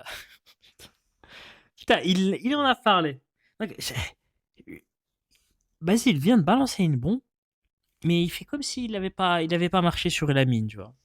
Oh oui, à l'époque, ça fait un siècle, en fait, on n'écrivait pas les hadiths, c'était la coutume. Mais d'où t'expliques pas ça? D'où t'expliques pas pourquoi on faisait ça? Comment tu peux parler de ce sujet sans l'expliquer? C'est pas possible, en fait. T'es là, t'es en train de nous vendre ta cam, là, ouais, ouais, c'est super les hadiths, c'est scientifique et tout, les élèves, ils se connaissent, on fait des biographies.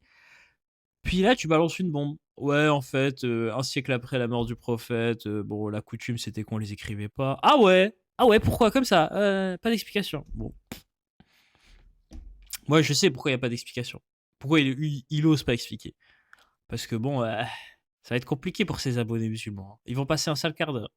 Donc voilà, Basile, explique donc à tes abonnés comment ça se fait que c'était la coutume, entre guillemets. Hadith, et il insistait sur la chaîne de transmission. Il y en a un, il lui a cité des hadiths sans chaîne de transmission, il s'est fait gronder. Il lui a dit un truc comme qu'Allah t'anéantisse. Qu'est-ce que c'est que ces hadiths qui n'ont ni licol ni reine? Il fait l'analogie avec l'animal sur lequel tu n'as pas de contrôle. Un hadith sans sanad, tu n'as aucun contrôle dessus. C'est quelque chose de vaporeux. On ne sait pas d'où ça vient, c'est une rumeur comme ça qui circule. Le hadith, il faut avoir un contrôle dessus. Le contrôle sur le hadith passe par la chaîne de transmission. Il est aussi rapporté que quand il était en Syrie, au Cham, il voyait des gens qui ne citaient pas les chaînes de transmission. Il disait le prophète a dit, le prophète a dit. Et Zouri leur a dit aux gens du Cham, donc la même parole, pourquoi vos hadiths n'ont ni l'école ni reine? Et le narrateur dit depuis ce jour, on s'accroche aux chaînes de transmission. À votre avis, pendant un siècle, les mecs, ils racontent les hadiths à l'oral, hein, à l'oral. À votre avis, hein, fermez les yeux, quoi. Imaginez-vous, là, on est au désert d'Arabie. Est-ce que vous pensez que les mecs citaient les chaînes de transmission à l'oral? Ou est-ce que les chaînes de transmission, elles sont juste arrivées à l'écrit comme une invention? Je vous dis pas, voilà, répondez en votre âme et conscience dans votre tête. Vous me mettez même, à la rigueur, mettez-vous en commentaire si vous voulez. Et maintenant, on va parler d'autre chose. Quelque chose de très intéressant. Il y a un grand savant, un vrai cette fois-ci, un académicien qui a fait des études sélectives, qui s'appelle Joseph Schacht. C'est un Allemand. Et c'est l'un des plus grands savants occidentaux de l'islam. C'est un pionnier de l'islamologie. Il avait tellement étudié l'islam, il avait tellement de bouquins qu'on raconte que ses héritiers se sont battus. On raconte dans un hadith sahih que ses héritiers se sont battus pour sa bibliothèque. Parce qu'elle avait de la valeur, hein. Ils s'en foutaient des livres, hein, mais c'était pour les revendre. Ils savaient que ça avait de la valeur. Et donc, ce Schacht nous raconte quelque chose de très intéressant sur l'écriture et l'histoire des hadiths. Je vous l'explique.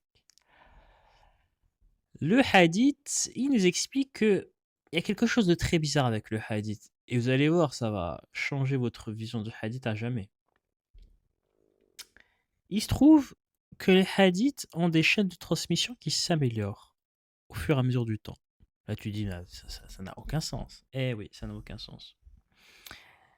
Imaginez-vous, la première période, il explique que les premiers hadiths écrits datés, et ben en fait, c'est des hadiths qui partent, qui disent, bah, le prophète, il remonte pas au prophète, il remonte au maillon, par exemple, au maillon numéro 4. La génération suivante, on remonte au maillon numéro 3. La génération suivante, on remonte au tabi'in, c'est-à-dire les mecs juste après les compagnons. La génération suivante, on remonte jusqu'aux sahaba, c'est-à-dire les compagnons. La génération suivante, on remonte encore jusqu'au prophète. Il explique que les hadiths, en fait, les mecs, ils créent des chaînes de transmission de plus en plus fortes pour répondre aux polémiques, en fait. Parce qu'il y avait des polémiques, par exemple, sur le prix de la dot, etc. Et comme par hasard, à chaque fois, tu as un hadith pile poil qui répond à cette polémique, qui met en scène des compagnons ou le prophète. Et comment il le sait, c'est qu'il voit qu'il y avait des imams qui débattaient de ces polémiques et ne connaissaient pas les hadiths. Et la génération suivante, t'as un mec qui arrive et qui dit « Oui, le fameux hadith de la dot, où Omar a dit « Il faut pas mettre la dot ». Alors qu'avant lui, t'avais des mecs qui débattaient et ils utilisaient que leur cerveau. Donc il se dit « Mais c'est évident que c'est une invention ». Donc lui, il a remarqué que c'est ça, qu'il y avait des hadiths qui étaient inventés et il avait vraiment compris. Et il y avait même la traçabilité, hein. Sa preuve, c'était que des grands imams débattaient de sujets où il y avait un hadith pile poil dont ils ignoraient l'existence, qui arrivaient après eux. Et, et du coup, d'autres islamologues ont fait des publications expliquant que les hadiths, les vrais hadiths les plus authentiques en vérité, ce sont avec les chaînes de transmission les plus merdiques. C'est les hadiths les plus anciens. C'était à une époque où on faisait pas attention. Et même cela, c'est de la merde, hein, attention. Mais là où tu peux te rapprocher le plus du Muhammad historique, c'est cela. Et plus tu as des hadiths avec des chaînes de transmission nickel que Vente Basile, plus c'est de la merde. Plus ça vaut rien. C'est des trucs tardifs qui ont été inventés pour répondre à des choses à une époque où les mecs avaient même pas de base. Ils avaient même pas de hadiths qui remontaient jusqu'au prophète. Les hadiths, le fameux cheval sans sangle là, eh ben, c'est ce hadith-là qui a le plus de chances d'être vrai. D'être véritablement un témoignage. Le prophète a dit, voilà, sans rien, sans chaîne de transmission, sans rien. Et ben c'est ce hadith-là qui a le plus de chances d'être vrai. C'est quand même incroyable quand même. Le haut est en bas, le bas est en haut. Le hadith fort est en réalité faible et le hadith faible est probablement le plus fort de tous. Moi je trouve ça incroyable. Franchement, je sais pas vous, mais dites-moi en commentaire ce que vous en pensez de cette trouvaille. Allez, on poursuit. Parce qu'il vient de Médine, il a l'habitude qu'à chaque fois on cite la chaîne de transmission. C'est tel compagnon qui a rapporté ça, ou tel tabi'i qui rapporte ça. Non, mais je suis désolé, mais Zuhri, c'est juste le savant du palais qui mangeait bien, il mangeait bien, et pour manger, il avait besoin d'obéir au gouverneur. Et c'est rigolo parce que l'islam, c'est vraiment une religion centralisée. L'écriture du Coran, qui l'a décidé? Un gouverneur. L'écriture des hadiths, et ben voilà, vous l'avez dans le mille, un gouverneur. Il reste quoi? C'est quoi la troisième grosse catégorie? Devinette. Eh ben c'est le fiqh, c'est-à-dire les règles. C'est le produit raffiné. Eh ben, vous savez c'est qui? C'est encore un gouverneur qui a demandé à l'imam Malik de le faire. Donc en fait, l'islam c'est un truc, ça a été créé par des rois en fait. Vraiment, ça a été créé. Et quand on a quelque chose, quand on a des savants qui ont c'est vraiment littéralement une mission d'un roi, eh ben on peut difficilement croire en leur sincérité. Parce qu'ils sont payés pour ça et ils ne peuvent absolument pas aller contre l'avis du roi ou lui dire quelque chose qui lui plaît pas. Tel compagnon, cette parole du prophèt. Et donc quand il arrive en Syrie, en gros il dit qu'est-ce que c'est que ce n'est pas un processus libre où il y a du débat, où l'intelligence est mise à l'épreuve. C'est un processus centralisé et où le mot dictatorial est un euphémisme. C'est une évidence. Vince, pourquoi vous n'avez pas les chaînes de transmission? Vous n'êtes pas sérieux en fait, vous jouez vous. Bref, tout ça pour dire que même si vous êtes islamophobe, vous êtes obligé de vous intéresser aux chaînes de transmission parce que vous voulez l'exactitude, non? Vous voulez savoir si le prophète a vraiment dit ça ou fait ça. Non, Basile, tu ne comprends pas le point de... Non, on s'en fout de savoir que le prophète a vraiment fait ça ou pas. On n'est pas musulmans. Tu ne comprends pas le débat. Ce qui nous intéresse là, en l'occurrence, c'est l'impact réel. Ça pourrait être... Vraiment, l'islam pourrait comporter des hadiths de Raël ou d'OVNI qu'on s'en fout en fait. Si tu me dis le hadith, c'est un ovni qui l'a raconté. D'ailleurs, je crois qu'il y a un hadith rapporté par un âne, il paraît. Dites-moi dans les commentaires, j'ai un vague souvenir. Oui. Donc il y a un âne dans la chaîne de transmission. Bref. Mais on s'en fout en fait. Mets-moi Raël, mets-moi Son Goku dans la chaîne de transmission. Je m'en fous en fait. Ça ne change rien. Si ce hadith il est répandu et qu'il a un impact sur la vie de ma sœur, de ma voisine, de mon frère ou de moi-même, ben ça a une importance, c'est ça qui a une importance. Donc on s'en fout de la chaîne de transmission. Et nombreux sont les hadiths faibles qui sont plus connus que des hadiths forts. Exemple, le fameux hadith où le prophète a été protégé par une araignée. On sait que c'est un faux hadith, mais bon. Tout le monde le connaît. Il y a une différence là, entre attention, c'est les livres très de Sira intéressant ce et qu'il les va livres dire. de hadith. Déjà dans la Sira, il y a un gros chapitre sur les marazis. C'est les campagnes militaires. Donc il y a des livres consacrés uniquement aux marazis. Et sinon il y a des livres plus généraux, les livres de Sira, mais ça comprend une grosse partie sur les marazis. C'est une première particularité. La deuxième, c'est que dans les livres sur les campagnes militaires ou la biographie du prophète, il y a un très faible intérêt sur l'authenticité, sur le sanad, la chaîne de transmission. Alors que dans les livres de hadith, bon ça dépend des livres, mais généralement il y a un fort intérêt pour la chaîne de transmission.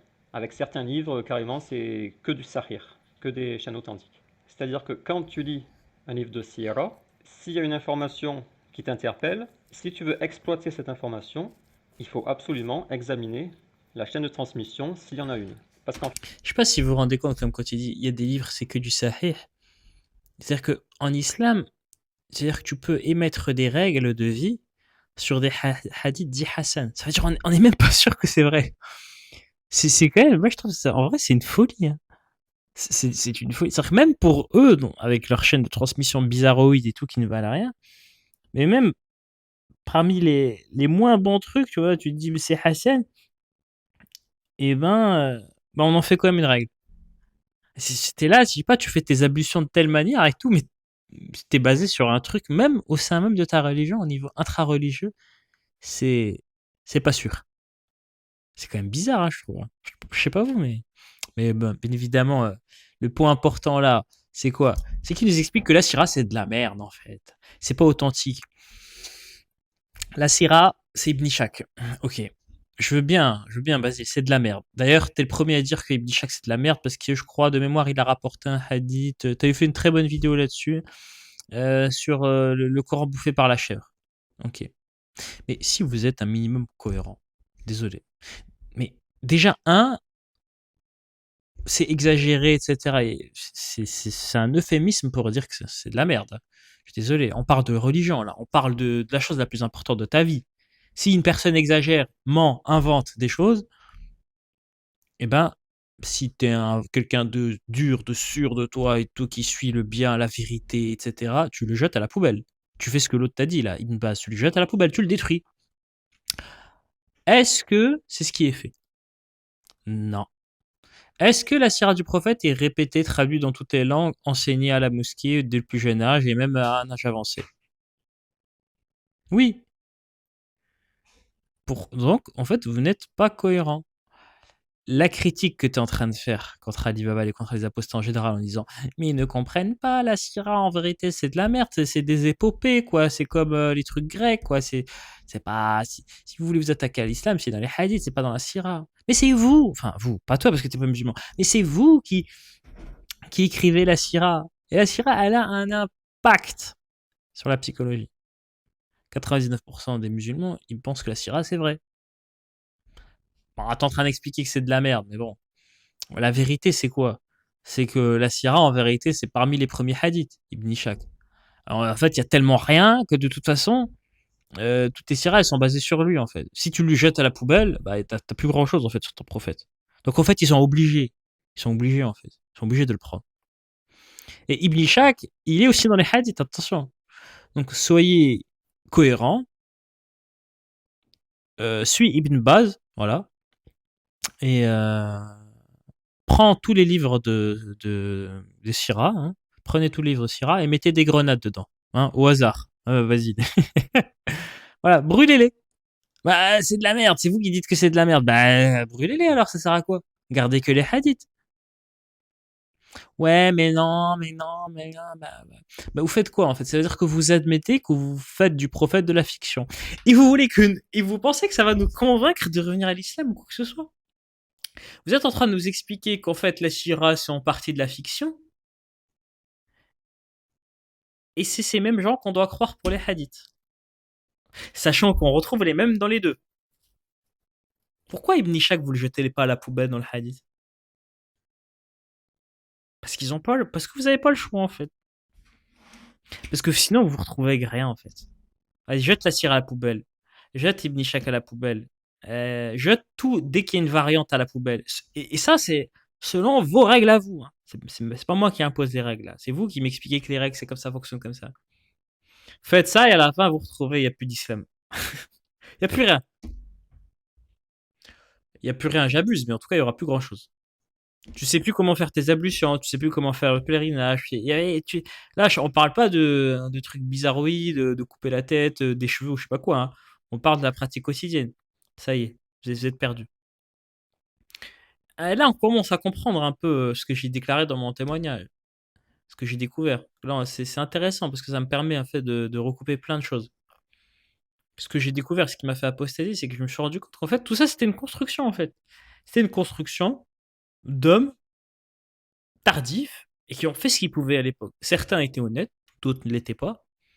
Et voilà, c'est un micmac, un mélange, une sorte d'homunculus comme ça, avec des briques à droite à gauche, et entre les briques, et ben c'était beaucoup de foi, beaucoup de croyances, quoi, beaucoup de non-dits, beaucoup de secrets. Et quand tu te rends compte qu'en fait ce château n'est pas un château solide, mais qu'il y a plein d'incohérences entre les briques, ben voilà, tu l'as démonté. Et ça, vous savez, c'est qui a dit ça? C'est un imam. Il s'appelle Yasser Qadi. Et quand il a dit ça, moi, j'ai compris direct à quel point. J'ai compris le sens de sa phrase, en fait. Et lui-même, il a dit qu'il a failli apostasie. Il a failli apostasie lorsqu'il a étudié à l'université laïque en Occident. Puis tu dis, bon, allez, accrochez-vous à ça. Voilà. Moi, je trouve que Basile est un être fascinant. Il est intéressant, il est rigolo. Moi, j'aime bien ses vidéos, hein, vraiment. Mais moi, je lui conseillerais de retourner dans ses vidéos qui ont fait sa légende, hein, sur les sites Dailymotion, jeuxvideo.com, etc. Ou de carrément faire de la critique de l'islam. Je suis sûr qu'il serait un très bon critique de l'islam. Et je sais, pour l'avoir suivi, ce qui le motive, parce qu'il l'a dit en fait, hein, c'est même pas un procès d'intention, c'est qu'il l'a dit qu'en gros, bah, il s'est intéressé à l'islam, etc., parce qu'il considère que l'islam est le seul rempart au féminisme. Et qu'en fait, c'est un gros problème, et que les femmes sont dégénérées, et ci et ça. C'est des trucs d'incel, quoi. Hein, pour moi, voilà, j'ai coupé court. Mais c'est bien maigre raison, quoi. En fait, il voit l'islam comme une sorte d'adversaire idéologique, je pense, de mal nécessaire, quoi. Bon, c'est de la merde, mais bon, au moins c'est carré, quoi. C'est un peu ça. C'est ce que disait d'ailleurs Sonia Zadig. Elle disait en gros que... Elle avait dit que, en gros, l'islam comblait un vide, en fait, d'identité, etc. Et même Vivi Aposta, il l'a dit dans son témoignage. Mais j'ai déjà vu beaucoup de gens dire ça quand ils sont convertis, parce que ça leur donnait un cadre. Voilà, je pense que c'est sa vision de la civilisation et tout. Et qui se dit, bah, je préfère l'islam que l'athéisme, le féminisme, etc. Qu'il trouve forcément dégénéré. Mais voilà, du coup, ça c'est plus un message personnel pour Basile, puisque je pense qu'il va regarder. Voilà, il y a d'autres manières de lutter contre ça si tu penses que le féminisme... il y a des choses critiquables dans le féminisme, parce que c'est un mouvement super large, hein, vraiment. Voilà, moi j'ai déjà vu des féministes dire que tout acte sexuel contenant la pénétration est un viol. Voilà, vous pouvez taper ça sur féminisme, taper féministe radical, vous allez trouver des trucs complètement fous. Mais pour en revenir à Basile, voilà, moi c'est le message que je dis, c'est voilà, arrête de faire des trucs de... Et en plus, voilà, d'après ce qu'il a dit lui-même, hein, ça peut lui causer des problèmes vis-à-vis de la justice. Bah, franchement, t'as aucun intérêt. À quoi bon perdre tes journées à faire des trucs, à défendre des trucs que tu crois pas? Et quand je lui dis qu'il croit pas, il l'a avoué, hein. En fait, il y a ses fans musulmans, ils l'ont pressé. Un jour, il a fait une vidéo. Et à chaque fois, il dit je vais faire une vidéo, je vais faire une vidéo. Et moi-même, je l'attendais. Est-ce que t'es musulman ou pas? Et c'est étonnant parce que il aurait pu mentir, pour le coup. C'est pour ça que je le trouve très bizarre, hein. Vraiment, je le trouve. Il a pas menti, donc il est quand même très honnête. Et il a juste dit. Vous me saoulez avec cette question. En gros, mon contenu vous intéresse pas. Bah, vous avez qu'à vous imaginer que sa chaîne, je crois que c'était Johnny Hallyday. Il a dit bah, vous avez qu'à vous imaginer que Johnny Hallyday il est musulman. Voilà, il est où pour le problème? Johnny Hallyday est musulman. Et il a pas répondu pour lui-même. Donc oui, Johnny Hallyday, mon personnage de youtubeur, Johnny Hallyday est musulman. Bah, c'est un aveu qui n'est pas musulman. Donc bref, t'es pas musulman. Ça te fait des problèmes. Bah, fais autre chose, sincèrement. Bah, y a des youtubeurs qui sont anti-féministes. Et ils font des trucs. Bah, si c'est ça ton problème ou autre chose, bah, fais ça. Pourquoi tu vas défendre je sais pas, un truc que tu sais faux? Bah, c'est perdre ton temps et même risquer. Vraiment, c'est étrange. Risquer ta vie personnelle là-dessus. Risquer d'avoir la police qui toque à la porte. Encore une fois, je lui souhaite pas, hein, mais c'est bizarre en fait. Vraiment, t'es bizarre en fait. Pourquoi? Il y a des choses. Je sais pas. Il est à la fois. Il est honnête et à la fois pas honnête. Donc, je sais pas. Vraiment, je. Et moi, et encore une fois, c'est pas insultant, hein, mais je pense que. Voilà. Il est dans le spectre autistique. Pour moi. Voilà. C'est sa manière de. Je suis pas psychiatre, mais Voilà, c'est une hypothèse. Voilà. Ça pourrait expliquer toutes ces bizarreries, en fait. Qui sont pour le moins divertissantes, mais voilà, c'est... Donc voilà, je finis cette vidéo par un message à Basile, et puis, franchement, entre nous, les musulmans qui le suivent, alors là pour vous n'avez pas d'excuses, hein, je suis désolé. D'ailleurs, j'ai déjà vu des salafistes dire, putain, mais vous suivez, la Oumma, elle est perdue, hein. Les gars, ils sont des musulmans durs, hein, pro-charia, etc., et vous suivez un non-musulman. Alors juste parce que, ouais, mais il fait des bonnes vidéos, ouais, mais non, c'est un koufar. Alors là, c'est ridicule. Alors là, vraiment, je comprends pas. Mais bon, ça montre quand même qu'il fait des tellement bonnes vidéos pour les musulmans que, bon, tu as des salafistes qui oublient que, en fait, c'est un mécréant. Ça montre quand même qu'il fait des bonnes vidéos. Hein. Moi, j'acquiesce. Il fait des bonnes vidéos. Hein, mais, voilà, Basile, tu pourrais gagner plus d'argent. Même si c'est pas ce qui te motive, mais en tout cas ne pas avoir de problème en faisant des vidéos de critique de l'islam. Je suis sûr que tu serais très bon, vu comment t'es pointu sur les hadiths et vu toute l'accumulation de connaissances que tu as apprises tout ce temps. Je suis sûr que tu seras un très bon youtubeur.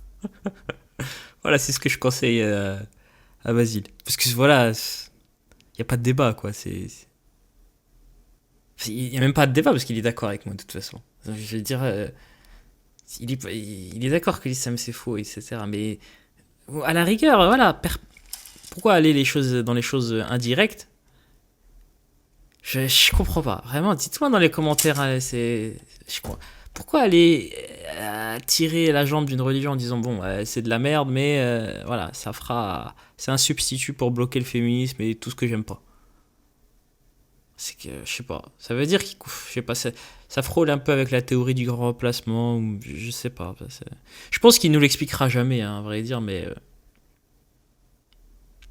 ouais, c'est très très très très étrange. Très très étrange. Voilà, je vais pas tout faire sur la vidéo, voilà, vous m'excuserez, c'est plus par manque de temps, hein, mais c'est pas par peur ou quoi que ce soit, ou juste que je trouve que c'est pas trop intéressant, quoi. Mais voilà, je finis la vidéo là-dessus et puis voilà, je vous laisse. Allez, bye bye. Bon, et bien c'est la fin de cette vidéo, mais avant de partir, je vous laisse, c'est pas fini, je vous laisse un petit bonus. Je suis désolé par avance pour ceux qui écoutent ça avant de dormir, ou pire encore, qui écoutent ça en dormant. C'était un extrait des errances de Basile Blandine dans son passé bizarre. Salut, c'est Karine Dracoun. Alors, je vous avais promis une vidéo sur les femelles qui montrent leurs fesses dans la rue. J'en ai déjà parlé, vous connaissez mon avis sur le sujet, mais aujourd'hui nous allons passer en revue les différentes excuses que nous sortent ces femelles pour justifier leur accoutrement, pour justifier qu'elles se moulent les fesses. Alors il y a plusieurs choses, il y a le moulage de fesses, ça ne s'est jamais vu avant, de toute l'histoire de l'humanité ça ne s'est jamais vu. Il y a l'histoire des jambes, qu'elles montrent leurs jambes, on ne sait pas pourquoi. Je n'ai jamais montré mes jambes, moi, je ne sais pas ce que vous avez les femelles. Et l'histoire du décolleté. Alors, il y a ces trois choses. Bon, on va surtout se concentrer sur les fesses. Alors, pourquoi ça pose problème que les femelles nous exhibent leurs fesses comme ça? Parce que vous allez me dire, quel est le problème? Les hommes, ça leur plaît, ça les excite. Alors, c'est vrai, ça nous plaît, mais ça peut poser problème à certaines catégories de personnes. Déjà les personnes qui veulent avoir une morale et qui n'aiment pas se sentir pervers, ils n'ont pas envie de vous mater les fesses. Donc ça les dérange que vous dandiniez vos fesses dans la rue à chaque coin de rue. Deuxième catégorie de personnes, les religieux. Évidemment les religieux ne veulent pas voir ça dans la rue. C'est très dérangeant. Alors là c'est un peu exagéré parce qu'il est vraiment énorme, mais il y a limite ça à chaque coin de rue. Alors ça pose quand même de sacrés problèmes. Donc aux personnes qui veulent avoir une morale, aux personnes religieuses, et troisième catégorie de personnes, c'est les personnes en couple ou les personnes mariées, puisqu'elles ne sont censées ne mater que leurs femmes. Et donc ça pose problème que les femelles dandinent leurs fesses dans la rue. Donc ça pose problème à différentes catégories de personnes. Et je vais citer un proverbe que vous aimez bien. Alors celui-là, vous l'adorez, de proverbe, même si vous ne le comprenez pas trop bien. La liberté des uns s'arrête où la liberté des autres commence. Ouais, c'est ça. La liberté des uns s'arrête. Oula, je sais plus trop comment il est prononcé. La liberté des uns s'arrête où la liberté des autres commence. Où commence la liberté des autres, voilà. La liberté des uns s'arrête où commence la liberté des autres. Alors c'est un proverbe que vous adorez. Mais ce que vous ne comprenez pas, c'est que c'est ma liberté, c'est la liberté des religieux, c'est la liberté des hommes mariés, c'est la liberté des gens de ne pas avoir ça dans la rue. J'aimerais être libre de ne pas avoir ça dans la rue. Donc là, vous empiétrez sur ma liberté, vous empiétrez sur les femelles qui font ça, vous empiétrez sur la liberté de certaines personnes, donc cessez tout de suite de nous faire ça. D'après le proverbe, la liberté des uns s'arrête où commence la liberté des autres. Ouais, donc arrêtez un peu. Alors je vais quand même rappeler que c'est récent, ça n'est jamais arrivé de toute l'histoire de l'humanité. Je suis allé vous faire chercher des anciennes photos. Je vous ai pris des anciennes photos au hasard pour vous prouver que c'est quelque chose de nouveau. Ça ne s'est jamais passé avant. Donc voilà, vous voyez des femelles anciennes. Elles ne se moulaient pas les fesses. Elles ne nous montraient pas leurs fesses. Là, pareil, elles avaient des robes amples. Elles ne nous montraient pas leurs fesses, leurs jambes, leurs seins. Là, pareil, encore plus ancien. C'est encore plus couvert. Il y a des robes bien amples. Il n'y a pas de décolleté et de jambes. Là, c'est plus récent. Mais il y a quand même une robe ample. Il n'y a pas de gros décolleté. Il n'y a pas de moulage de fesses. C'est ça, c'est vraiment nouveau, le moulage de fesses. Mais ça, c'est terrible. Vous vous rendez pas compte parce que vous êtes né avec ça. Moi aussi, je me rends pas trop compte. Mais si on y réfléchit, c'est un truc nouveau, ça. Voilà, là, pareil, il y avait... même à l'époque de la mode des tailles de guêpe, au niveau des fesses, c'était hyper ample. On ne pouvait pas voir les fesses.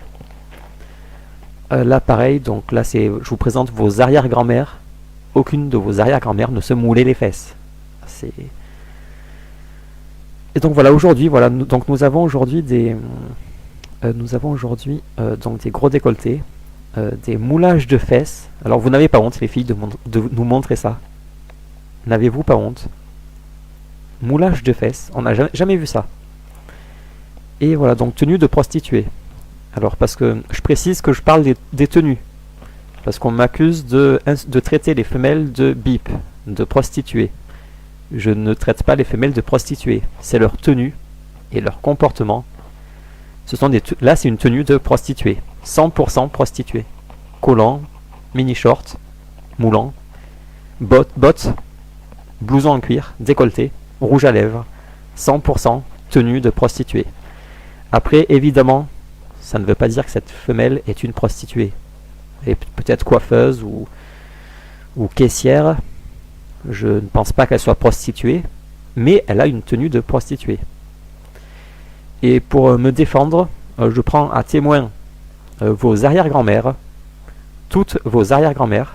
Si on leur montrait vos photos d'aujourd'hui, elles ne se gêneraient pas pour vous traiter de bip. Elles vous traiteraient toutes de bip. Vos propres arrière-grand-mères. Donc ce n'est pas c'est pas un problème de Kind Raccoon, c'est pas un délire de Kind Raccoon. Je ne suis pas en train de délirer. Vos propres arrière-grand-mères vous traiteraient de bip. Donc arrêtez de croire que c'est un délire de Kind Raccoon frustré sexuel. Y a pas de... Je vois pas pourquoi je serais frustré sexuel alors que aujourd'hui on peut voir toutes vos paires de fesses, on les voit tranquillement. Vous nous montrez vos fesses, c'est gratuit. Sur internet il y a du sexe illimité, il n'y a pas de frustration. Donc alors, le mystère des moulages de fesses. Alors, il y a quelqu'un qui m'a donné une explication. Alors, oui, déjà, donc, quelles sont les excuses? Je les ai notées ici, les excuses. Alors, la première excuse, C'est l'excuse, je l'ai appelé l'excuse du narcissisme. Que nous disent ces femelles quand on leur dit pourquoi tu fais ça? Elles disent, alors ça concerne pas que le sexe, ça concerne la beauté. Quand elles se maquillent, elles se parfument. Pourquoi tu fais ça? Elles répondent, c'est pour moi. Ce n'est pas pour les autres, c'est uniquement pour moi. Pourquoi tu te mets une jupe comme ça? Elle dit, c'est pour moi, c'est pour me plaire. Alors ça, c'est un premier mensonge de femelle. Évidemment que c'est un mensonge. Tout le monde se fait beau, moi-même je me fais beau. Ce n'est pas pour nous, c'est parce qu'il y a des gens dehors. Parce qu'on veut être bien, on veut être présentable, on veut être joli, on veut plaire. C'est normal, il n'y a aucun problème avec ça.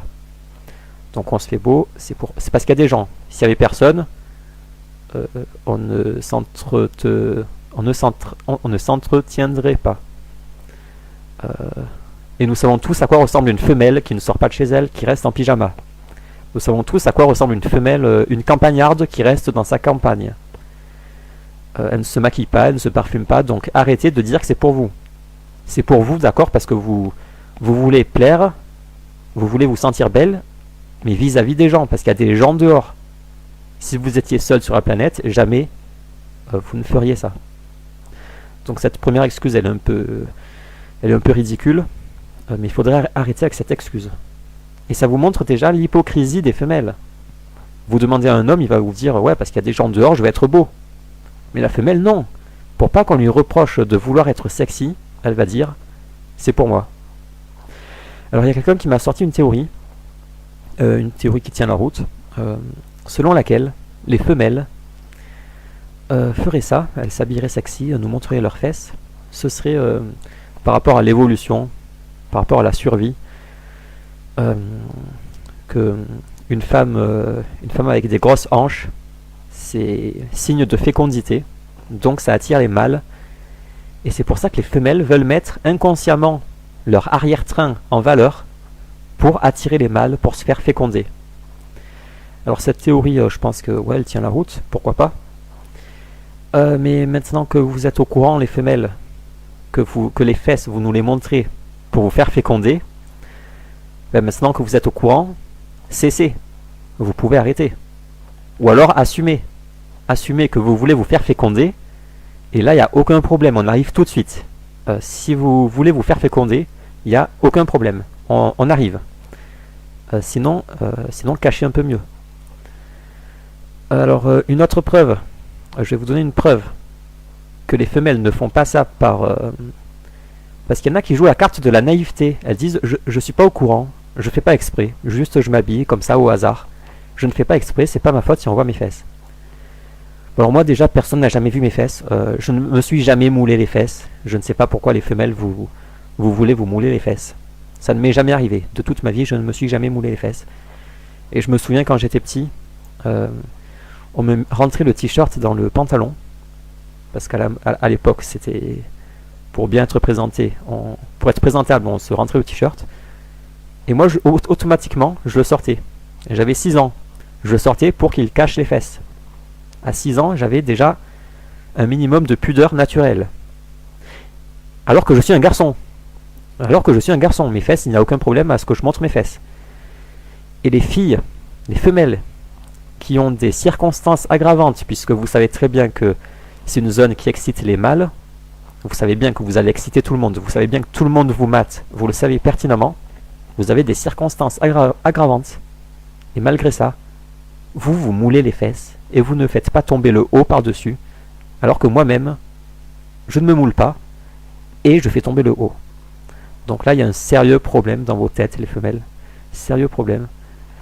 Et une preuve que vous n'êtes pas naïves, la preuve qu'elles ne sont pas naïves, avec leur petit sourire, là, elles font les naïves, mais elles ne sont pas naïves.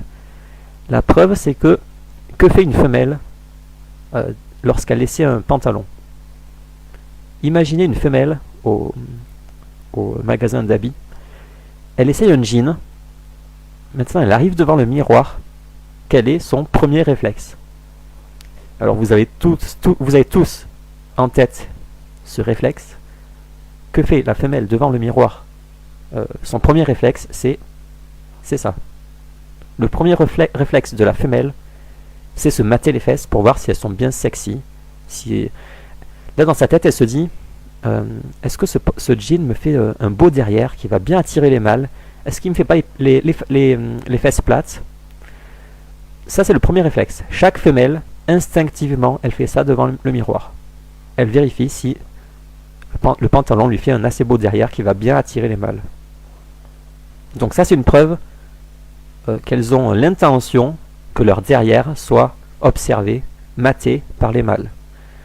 De toute ma vie, je n'ai jamais fait ça. Je n'ai jamais maté mon derrière dans une glace. Parce que je n'ai pas l'intention qu'on me mate le derrière. Je ne me dis pas, tiens donc, je me demande comment les gens vont trouver mon derrière. Ça ne m'est jamais arrivé. Donc ça, c'est typiquement femelle. C'est typiquement un comportement de femelle que de surveiller son derrière s'il est assez sexy. Après, que ce soit conscient ou inconscient, que ce soit refoulé ou pas, ça c'est pas la question, mais ce qui est certain, c'est que au fond d'elles, elles veulent avoir un beau derrière, bien sexy, qui attire bien les mâles. Ce n'est pas de la naïveté. Donc voilà, ça c'est le premier réflexe des femelles. De suite, elles vérifient si elles sont bien sexy. C'est la preuve qu'elles sont au courant qu'il se passe quelque chose à ce niveau-là. Alors donc oui, alors les femelles avec leurs excuses, vous n'avez pas d'excuses, puisque personne ne vous oblige à vous mouler les fesses. Je ne me suis jamais moulé les fesses. Deuxième chose, personne ne vous oblige à mettre des hauts courts. Les hauts, c'est censé tomber sur les fesses pour cacher. Moi, j'ai toujours fait ça, alors que je suis un garçon. Donc pourquoi vous vous comportez comme ça? Alors deuxième excuse des femelles. Alors ça, j'en ai déjà parlé, c'est pour le string. L'excuse de la marque. Alors pourquoi, on leur demande pourquoi tu mets un string? Au lieu de répondre la vérité, on connaît tous la vérité, c'est parce que c'est sexy. Il n'y a aucun problème avec ça, je suis d'accord, c'est sexy. Il n'y a aucun problème. Tu as le droit de vouloir être sexy, il n'y a aucun problème. Mais au lieu de dire, c'est parce que c'est sexy, j'aime bien être sexy, comme elles ne veulent pas assumer vouloir être sexy et vouloir attirer les mâles pour se faire féconder, comme elles n'assument pas, elles disent « Oh, c'est pour la marque, c'est parce que quand je mets une culotte, à travers mon pantalon, on voit la marque de la culotte. » Alors déjà, quel est le problème à ce qu'on voit la marque de la culotte? Qu'est-ce que ça fait? Bon, donc elles disent « On voit la marque de la culotte. » Oui, et alors? Qu'est-ce que ça fait qu'on voit la marque de la culotte? Deuxièmement, d'où vient ce fameux problème de marque de culotte que toutes ces femelles nous racontent? Je n'ai jamais eu de problème de culotte. Je n'ai jamais eu de problème de slip. C'est un problème qui ne concerne que les femelles. Toutes ces femelles ont un mystérieux problème de culotte, de marque de culotte. Alors tu veux savoir d'où vient ce mystérieux problème de marque de culotte? D'après toi, il ne viendrait pas par hasard du fait que tu te moules au maximum tes fesses? Il ne viendrait pas de là ton fameux problème de marque de culotte? Que tu te moules tellement les fesses qu'on voit la marque de la culotte tellement que tu t'es moulé les fesses? Ça ne viendrait pas de là par hasard ton fameux mystérieux problème de marque de culotte? Donc si vous voulez ne plus avoir ce mystérieux problème de marque de culotte, les femelles, c'est très simple, j'ai des solutions expéditives. Vous cessez de vous mouler les fesses. Cessez de vous mouler les fesses comme des cochonnes. Et vous n'aurez plus jamais de problème de marque de culotte. Moi, je n'ai jamais eu de problème de marque de slip. Donc cessez de vous mouler les fesses, vous n'aurez plus de problème de marque de culotte. Et ainsi, vous n'aurez même plus besoin de vous mettre un string qui rentre dans vos fesses. Deuxièmement, même si vous vous moulez les fesses, pour ne pas avoir ce problème de marque de culotte, une autre solution, c'est de faire tomber le haut par-dessus les fesses. Alors ça, il y a des femelles qui le font. Je vois qu'il y a des femelles qui le font, et je pense qu'elles font exprès pour pas qu'on voit leurs fesses. Alors je tiens à féliciter ces femelles, c'est très bien ce qu'elles font. Bravo les femelles qui... Je donne un bon point aux femmes qui font tomber le haut par-dessus les fesses. Il y en a quelques-unes, ça m'arrive d'en croiser. Oui, donc la marque de culotte, donc vous avez déjà deux solutions. Et donc même si vous... admettons que un mystérieux pouvoir vous empêche de ne pas vous mouler les fesses. En fait, vous seriez forcé de vous mouler les fesses par une mystérieuse raison. pousserez, vous forcerez à vous mouler les fesses et à ne pas faire tomber le haut par-dessus. Admettons. Donc vous mettez un string pour plus qu'on ne voit la marque de culotte. Admettons. Le problème c'est que maintenant vous avez une marque de string, c'est encore pire. Maintenant vous avez la marque du string et comme vous mettez des pantalons qui s'arrêtent taille basse, dès que vous vous baissez, le string dépasse. Donc vous avez un double problème maintenant. Vous avez empiré votre problème. Donc voilà, alors c'est votre excuse de marque, c'est totalement débile. Et c'est là que on se rend compte immédiatement que c'est les femelles qui ont inventé cette excuse. Parce que dès qu'une femelle invente quelque chose, c'est quelque chose de débile. Vous l'avez sans doute remarqué comme moi. Dès qu'une femelle veut inventer quelque chose, c'est totalement débile. Ça n'a plus aucun sens. Elles nous disent, c'est pour la marque, et elles remplacent une marque de culotte par une marque de string qui dépasse, alors qu'il suffisait de cesser de mettre des trucs moulants ou de faire tomber le haut par-dessus. Donc ça, c'est les femelles. Elles nous sortent des excuses. Troisième excuse. Alors là, elles invoquent la survie. Ce serait pour survivre. Alors ça, c'est quand on leur dit, pourquoi tu te découvres tant? Qu'est-ce qui t'arrive? T'es en chaleur ou quoi? Et elles nous disent, non, pas du tout, ce n'est pas pour montrer mes jambes, c'est pas pour être sexy. C'est parce qu'il fait tellement chaud. On est en été, il fait tellement chaud que pour survivre à la chaleur, je me fous à moitié à poil. Voilà, donc ça c'est l'excuse de la survie. Elles nous font croire que c'est pour la survie de l'espèce. Elles se foutent à poil, parce que si elles se couvrent, elles vont suffoquer de chaleur. Alors ça, encore une fois, c'est évidemment une excuse. Les femelles sont toujours couvertes, elles n'ont jamais suffoqué. Elles ont toujours survécu à la chaleur. Il n'y a jamais eu aucun problème de suffocation à la chaleur. Toutes nos arrière-grand-mères ont survécu à la chaleur. Pourtant, elles ne se sont pas foutues à poil. À moitié à poil. Donc ça, c'est évidemment une excuse. Une autre preuve que c'est une fausse excuse, c'est que je vis sur la même planète que vous, les femelles. Je subis en été la même chaleur que vous. Je n'ai jamais mis de mini-shorts, de mini-jupes, de décolleté. Alors comment ça se fait? Alors il m'est arrivé, quelquefois, c'est rare, mais il m'est arrivé de mettre un short, mais il s'arrêtait en dessous du genou. Il s'arrêtait ici. Vous, les femelles, vous mettez des mini-shorts. Vous mettez des mini-shorts qui arrivent à ras des fesses. Alors là, elle a mis des collants. Elle a eu la décence de mettre des collants. Mais vous mettez des mini-shorts qui s'arrêtent à ras des fesses. Soi-disant pour la chaleur. Or, les mâles n'ont jamais mis de mini-shorts. Pourtant, ils ont très bien survécu à la chaleur. Il n'y a aucun problème de chaleur qui justifierait de se mouler les fesses à ras des fesses. C'est n'importe quoi. Et vous venez de l'inventer, ça n'est jamais arrivé. Donc voilà, le truc de la chaleur, ça ne tient pas la route. Donc, dernière excuse, la sueur. Alors ça, c'est pour le décolleté. On leur dit, mais pourquoi vous mettez des décolletés comme ça? Qu'est-ce qui vous arrive? Seriez-vous en chaleur par hasard? Chercheriez-vous à être fécondé? Si c'est le cas, nous arrivons. Et là, donc, elles jouent les naïves, elles disent, oh non, ce n'est pas parce que nous sommes en chaleur, ce n'est pas pour être sexy, ce n'est pas pour attirer les mâles. C'est parce qu'il fait tellement chaud. Oh, il fait tellement chaud en été, en hiver, tout le temps, il fait tellement chaud quand on va au magasin, on prend des t-shirts avec un énorme trou à ce niveau pour que l'air pénètre dans l'entresein. Et soi-disant, parce que sinon, si elles font pas ça, ça sue, ça transpire tellement que, je sais pas, elles se noient dans la transpiration.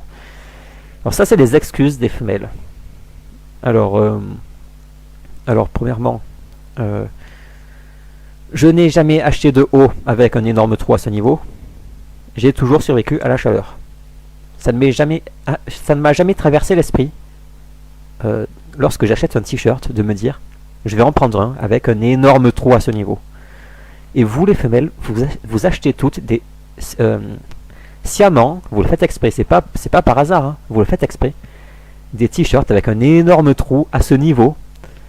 Et comme par hasard, au niveau des seins, une zone qui excite les mâles, comme par hasard.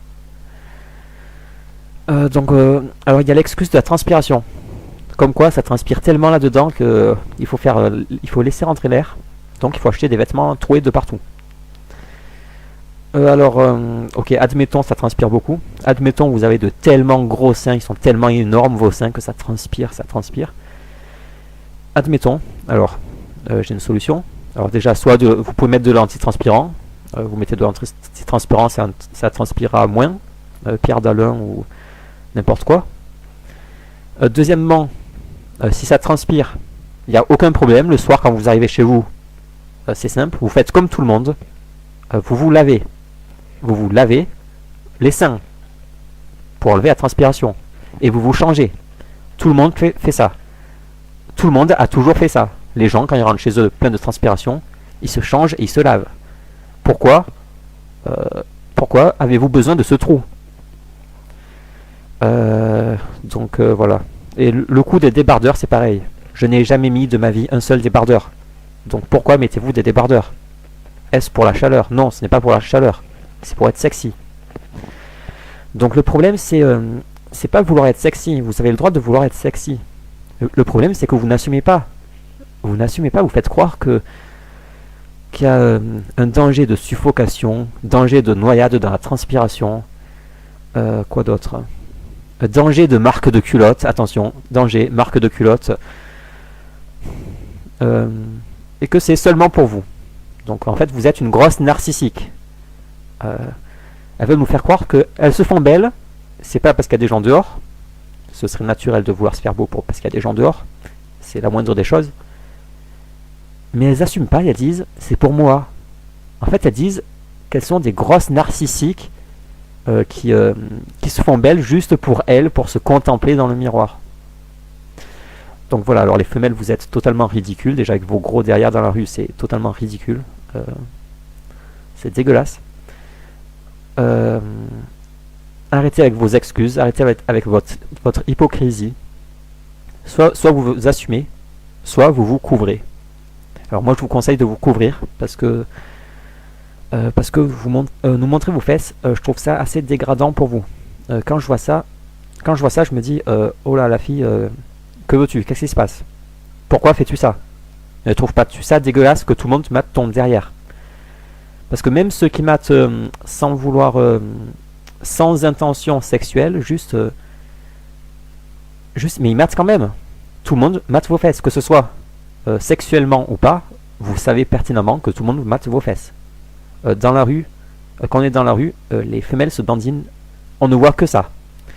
Même si on ne veut pas mater, même les femmes matent les femmes. Tout le monde vous mate les fesses tellement qu'on voit que ça. Ça se dandine. C'est moulé, c'est énorme, on ne voit que ça. Donc un peu de pudeur. Pourquoi n'avez-vous pas un minimum de pudeur? Alors que moi qui suis un garçon, à 6 ans, j'avais de la pudeur. À 6 ans. Alors que personne ne m'avait expliqué les problèmes sexuels, tous les problèmes des grands. J'étais petit, j'avais 6 ans. Je ne voulais pas montrer mon derrière parce que je comprenais que c'était impudique. Donc voilà, alors les femelles, vous manquez clairement d'éducation. Vous êtes totalement